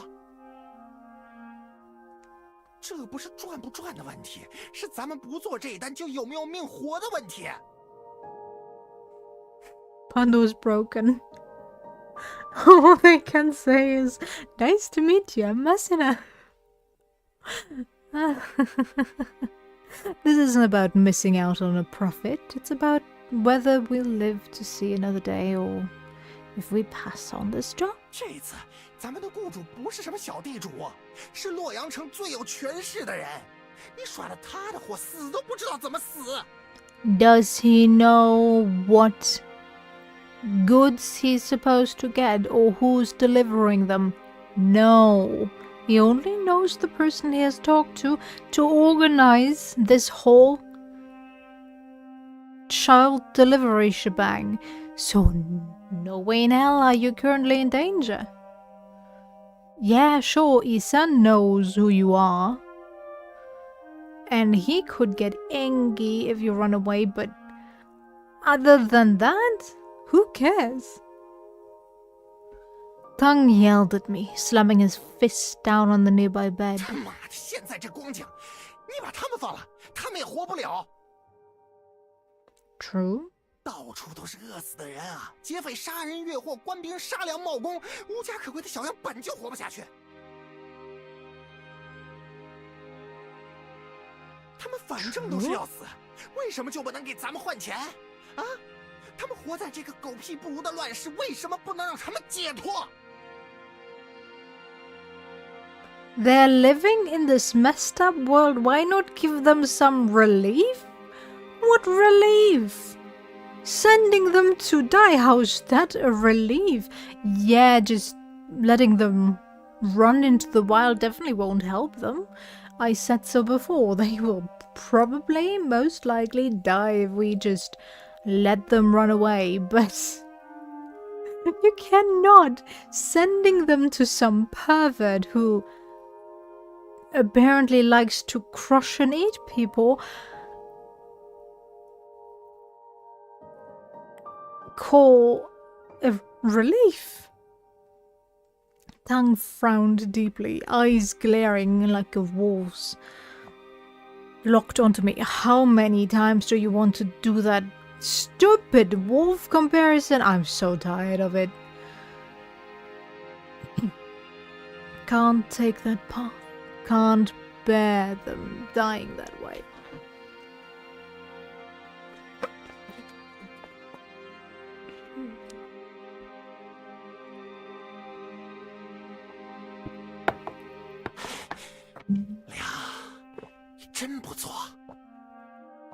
Yes. 那我若是继续做，你要为了这些小羊杀我？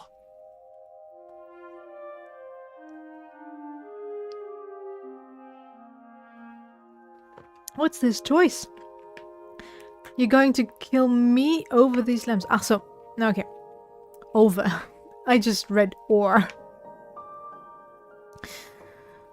你他妈能为了这几个认识不久的小王八蛋和我拼命？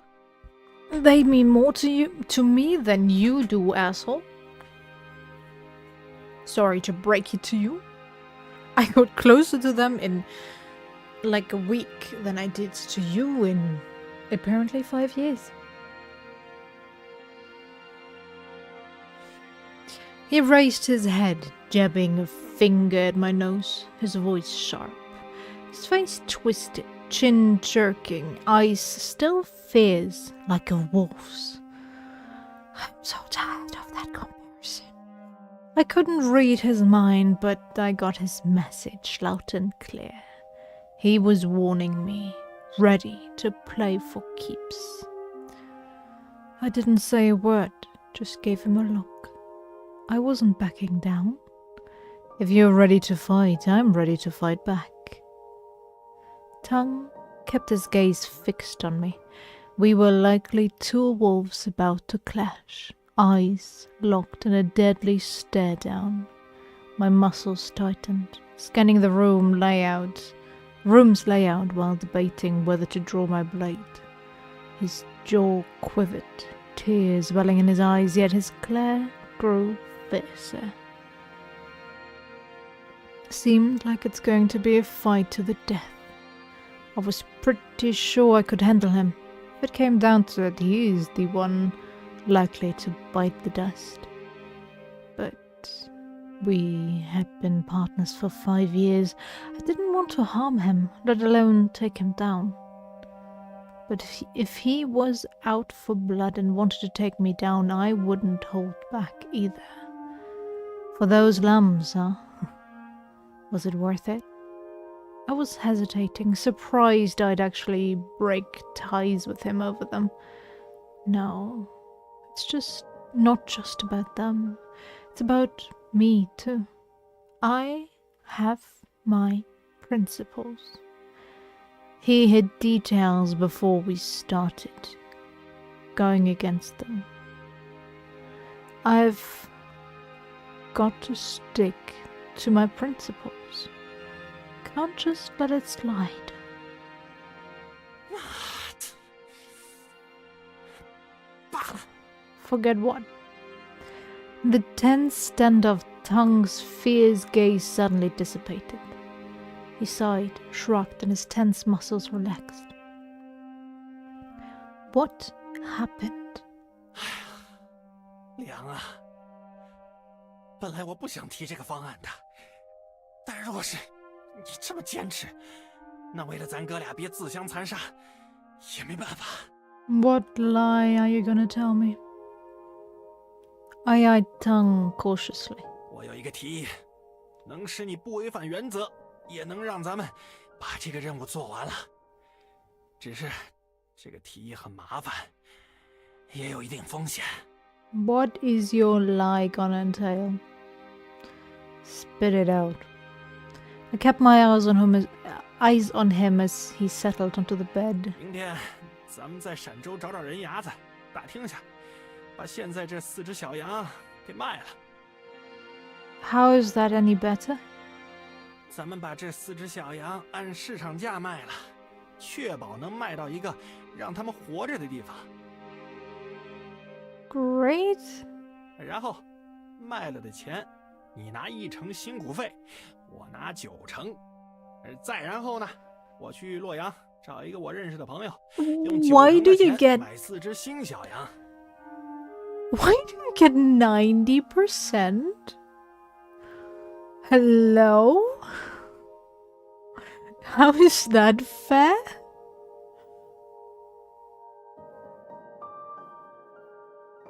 Ah, because you want to buy new lambs. Yeah, you get a 10th, I get the rest. And then apparently he wants to get more lambs. Sounds like a super fair deal from a person that is absolutely trustworthy. 反正那位大人只是要小羊，也不是特别要咱手头的这4只，到时候给他送4只新的便是。你看怎么样啊？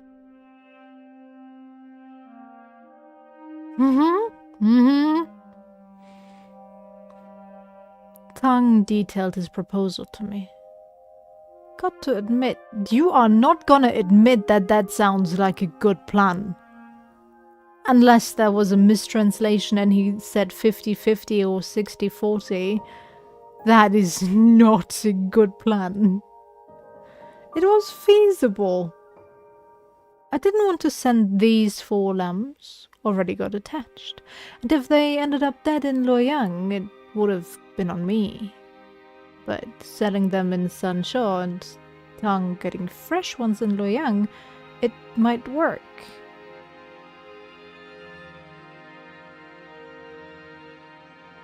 If he would just take some random girls off the street in his own fucking town, I don't think there would have been this much problems with the delivery.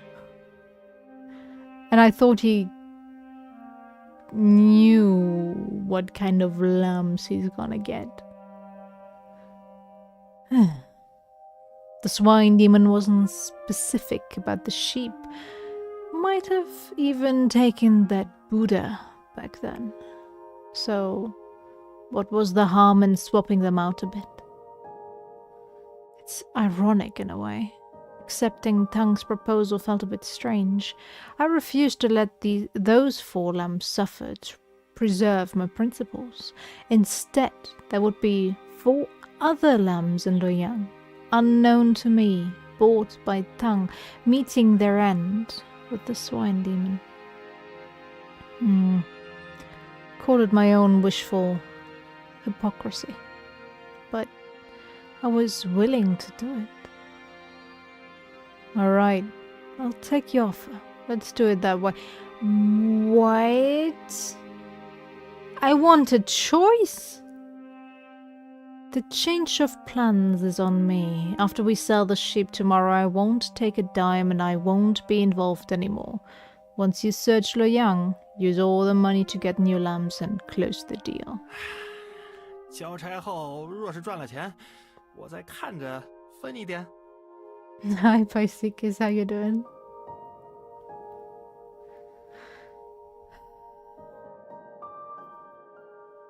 Thanks, I guess, Tang. Sure thing. We'll meet up in Loyang. Just toss me a share. Dude, you literally just said, I'm not taking anything, and now you're like, if you give me a share, I'll take it.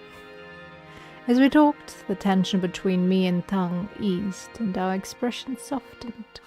好，那就这么定了啊！哎呦喂，方法想出来，哎，咱哥俩也不会因为这个吵了。Sure.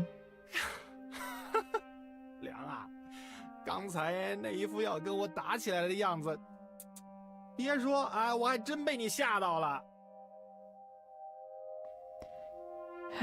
You should be afraid of his stupidity. 你等着啊，我去拿点酒啊，咱俩可得喝上2壶啊，压压惊，真是的。Tang and I finally came to an agreement. He's gone to get us some drinks. Huh? I exhaled deeply, my tense muscles finally relaxing. Sitting on the bed, I reflected on Tang's deadly stare just moments ago and my unwavering stance. It's hard to believe I went this far for those sheep. But it happened. 2 wolves, nearly at each other's throat over a disagreement.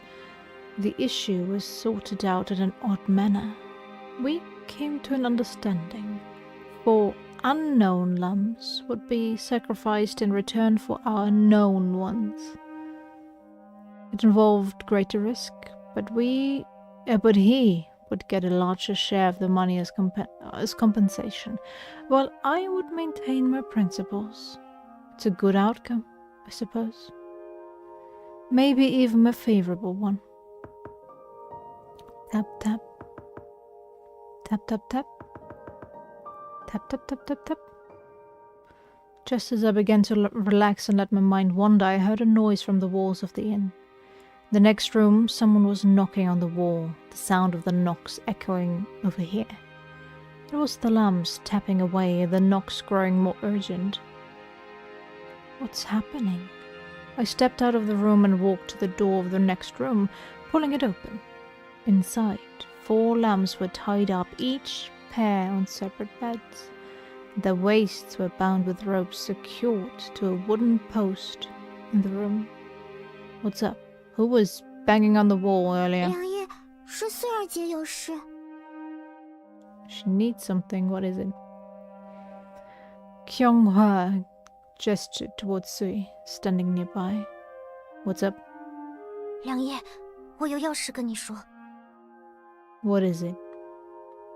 Mansui looked at me with a serious expression, seeming a bit nervous.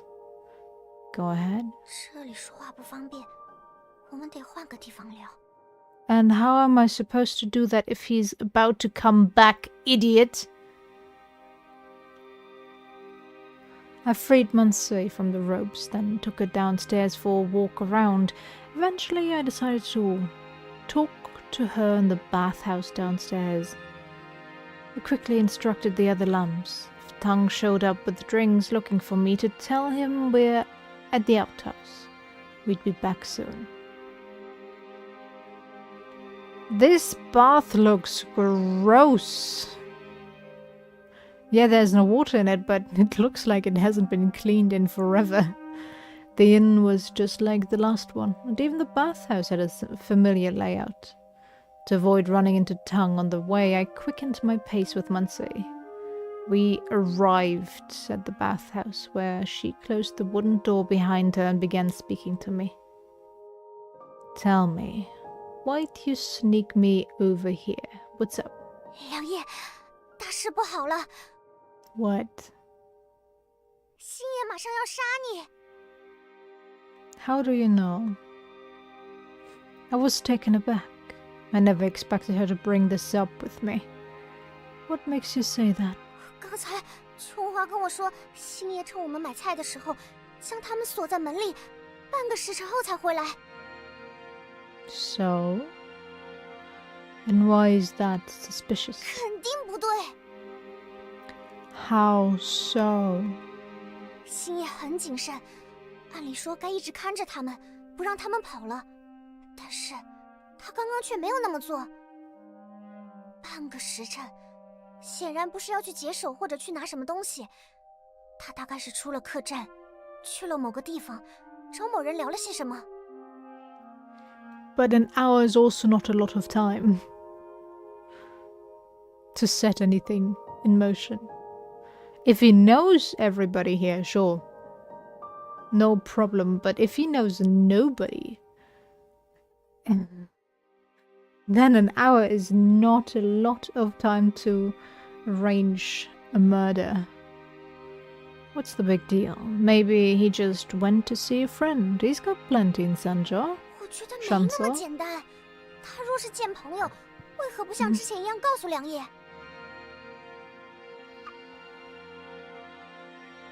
刚才我听星夜和良夜似乎在隔壁吵着什么。Yeah. 我听不清，但隐约听到星夜最后开了门，喊着要去拿酒。良夜，那个酒一定不能喝，一定是下了药。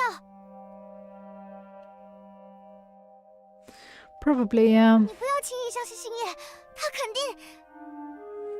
He is definitely trying to murder me. I agree. Thud. Before Mansui could finish her words, the bathhouse door was kicked open. 哈哈，在聊什么呢？ The newcomer barged into the bathhouse, his eyes flashing with anger as he looked at Mansui. Tongue stared at Tongue in disbelief, never expecting him to barge in like that. Mansui was also taken aback by Tongue's sudden intrusion. She widened her eyes, looking terrified, but didn't speak. 我是真没想到啊！这个小哑巴还真能说话，说的还是我的坏话。Told you it was a bad idea. 我早觉得这小哑巴可疑。一次做梦时，隐约在梦里听到他说话，好几次起夜，你和他也总是不见人影。 Every time I went for a late night stroll, you were complete. Okay. You could have done that late night stroll in your guard time, you know? 娘，小王八蛋跟你密谋多久了啊？是他在骗你，还是你们本就是一伙的？ Kinda. Tongue's face twisted, body shaking, either from surprise or fury. 我不想骗良夜，是星夜想骗良夜。 I love that two people I barely know, one clearly looking very evil, are now fighting for my attention and being like, you cannot trust the other person. Okay, cool. 星夜一直都在骗良夜。刚刚良夜吃完先上楼时，星夜就拿了包裹翻着什么，是蒙汗药。 Flipping through it like some kind of knockout stuff.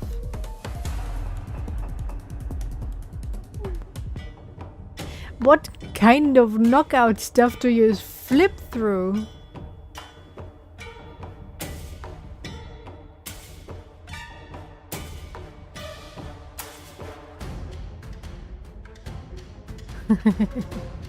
Mansui pointed at Tongue with a look of horror. 狗娘养的，你胡说什么？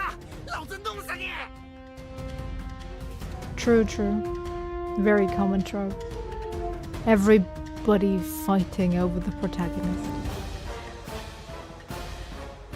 Tongue furiously lunged at Mansui. He grabbed her swiftly before she could dodge. Mansui, off balance, tumbled to the ground as he grabbed her. Tongue pounced, pinning her beneath him. 想跑？老子掐死你个小王八蛋！ Tongue straddled Mansui.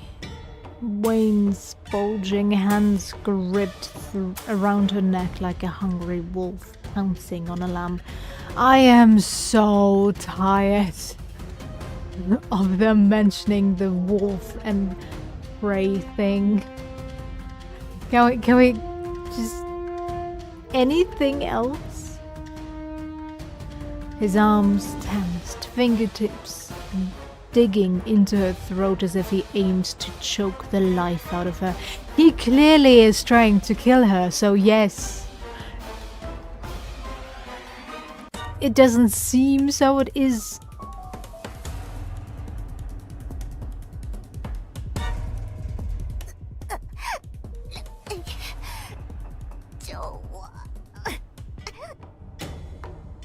Mansui sobbed, tears blurring her vision, bleeding for my help. It was chaos. Total chaos. My mind was in a mess. In that moment, I couldn't tell what was real and what was fake. Was Mansui lying? Was Tang not really planning to harm me? No secret meetings? No drug drinks?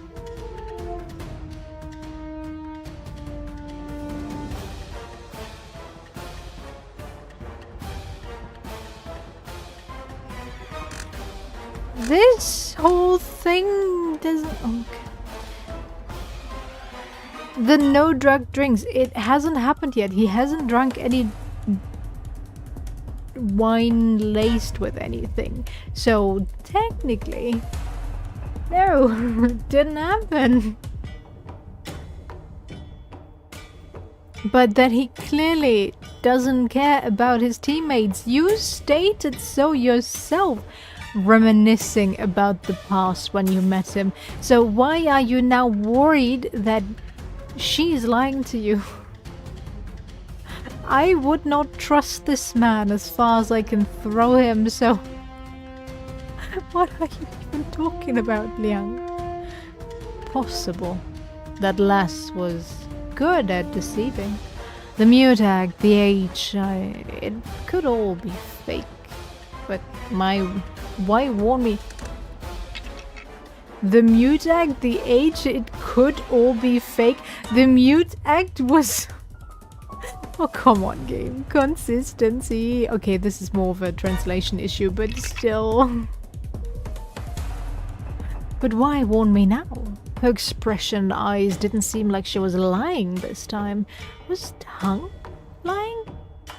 He'd always been selfish, only interested in his gain, but he accepted my proposal this time. He accepted way too easily, you idiot. It was strange, not like him to risk more just to stick to principles. Yet, his plan made sense. Though higher risk, it was a win-win for us. Would he really betray me after proposing such a plan? Dude, he told you like a couple days ago, right before you fought, actually, now that I think back on it, that you get more for these little girls than any other human trafficking job that you could take. And that's why he was euphoric to figure out that we didn't get enough money from Isan, and well, was willing to take this job in the first place, although he would probably take any job that gets him paid and isn't too risk heavy. So there is no way in hell that you get any profit out of selling them to some random person on the street, and definitely don't get as much money from it. So yeah, why would you trust this man? I don't understand. The look he gave me just then didn't seem like deceit. It... Okay. 1,000 thoughts swirled in my head, and then I recalled Mansui's words from earlier. You can make your own choices. Well, I can make my own choice now. So, who should I trust? How to choose? Well, I know who to choose. But...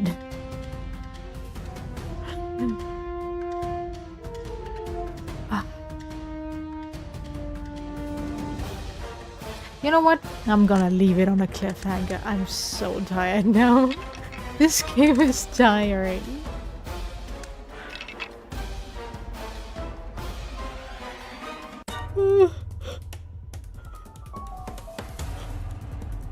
And it is getting pretty late. Yeah, true. Well, the first choice where you decide between grabbing her or stepping back. Well, a very cunning little girl. And technically, you know that human trafficker for 5 years now and have been together on this journey for a while longer. So you know the other person. But because you know what kind of person he is, I would not trust him when he comes around like, yeah, well, you're right, we should do it like that. It feels so weird. But yeah, most of the choices they give you are really obvious.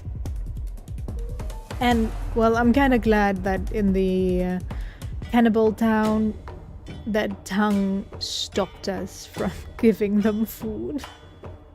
I kind of hate myself that I had to give them food just to appease the little girlie, to get the true ending. It really annoys me.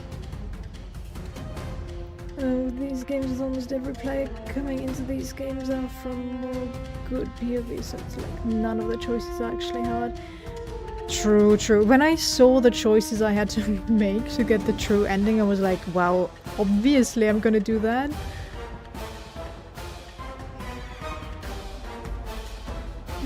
For sure. Yeah, sympathizing with Tongue would never happen with a normal person. Sure, if you go into this game being like, okay, we play an evil MC, I guess we do an evil playthrough, then maybe, but then again, the game ends if you choose him. You're gonna get killed. So, yeah. Not gonna last long. Not gonna last long if you go for that. But what if you were in his position, that setting where you're living off a few coins a week, and it's like, but I'm not though, so how can I put myself in those shoes? Yeah, no, like, sure, you can hardly sympathize with that situation, especially considering there's a famine going on in this world, in the game world, and let's face it, none of the people that will play this game have ever experienced true hunger. So yeah, that will definitely be part of where they would not be able to really get into that character. But struggling with money, I think everybody can understand, unless of course they come from a super wealthy family. But yeah, I don't know.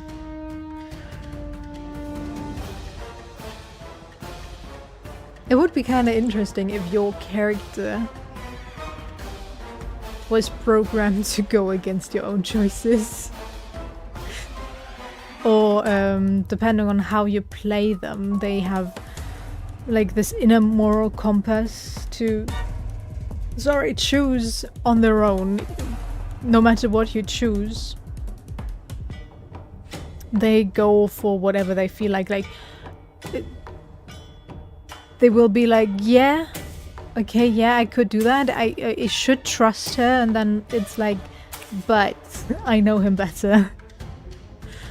That would be super hard to implement, and it's probably not gonna work out in the end, but yeah.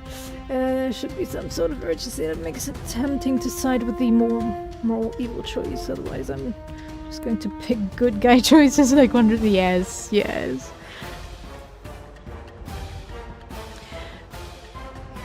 Sometimes, like, I never finished it, but I played Lake of Voices, if you know that. That's an indie visual novel. You get timed choices. That time is absolutely limited. Sure, you can pause the game forcefully, but that's not how you're supposed to play that game. You get like, I don't know, what was it, 10 seconds or so to choose? No, a bit longer, but you get to choose, and if you choose wrong, people die. And in that... And it is not an obvious choice between, hey, pick the obviously bad guy against the obviously female main character that we got to know throughout the story for quite some time. Well, Tang is not really fleshed out at all, just shown to be super evil.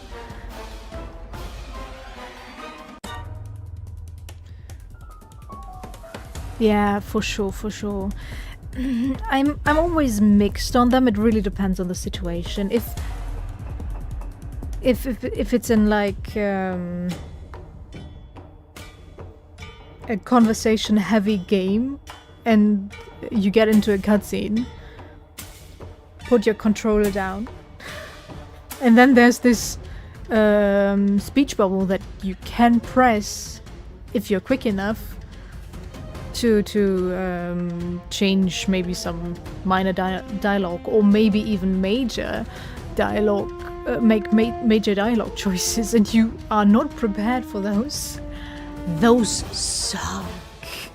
Overall, sudden QTEs in cutscenes when the game before never had them. Sucks.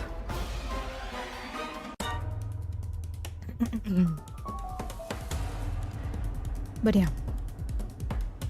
sometimes time choices can get the situation better across.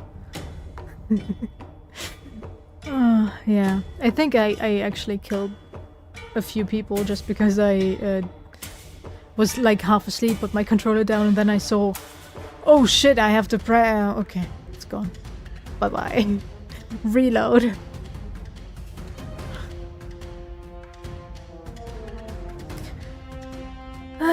Okay, but yeah. Whoops! Well, that wasn't planned. Alright, but what's going on in Discord? People talked. Oh no. Okay, but yeah. Gonna head to bed now.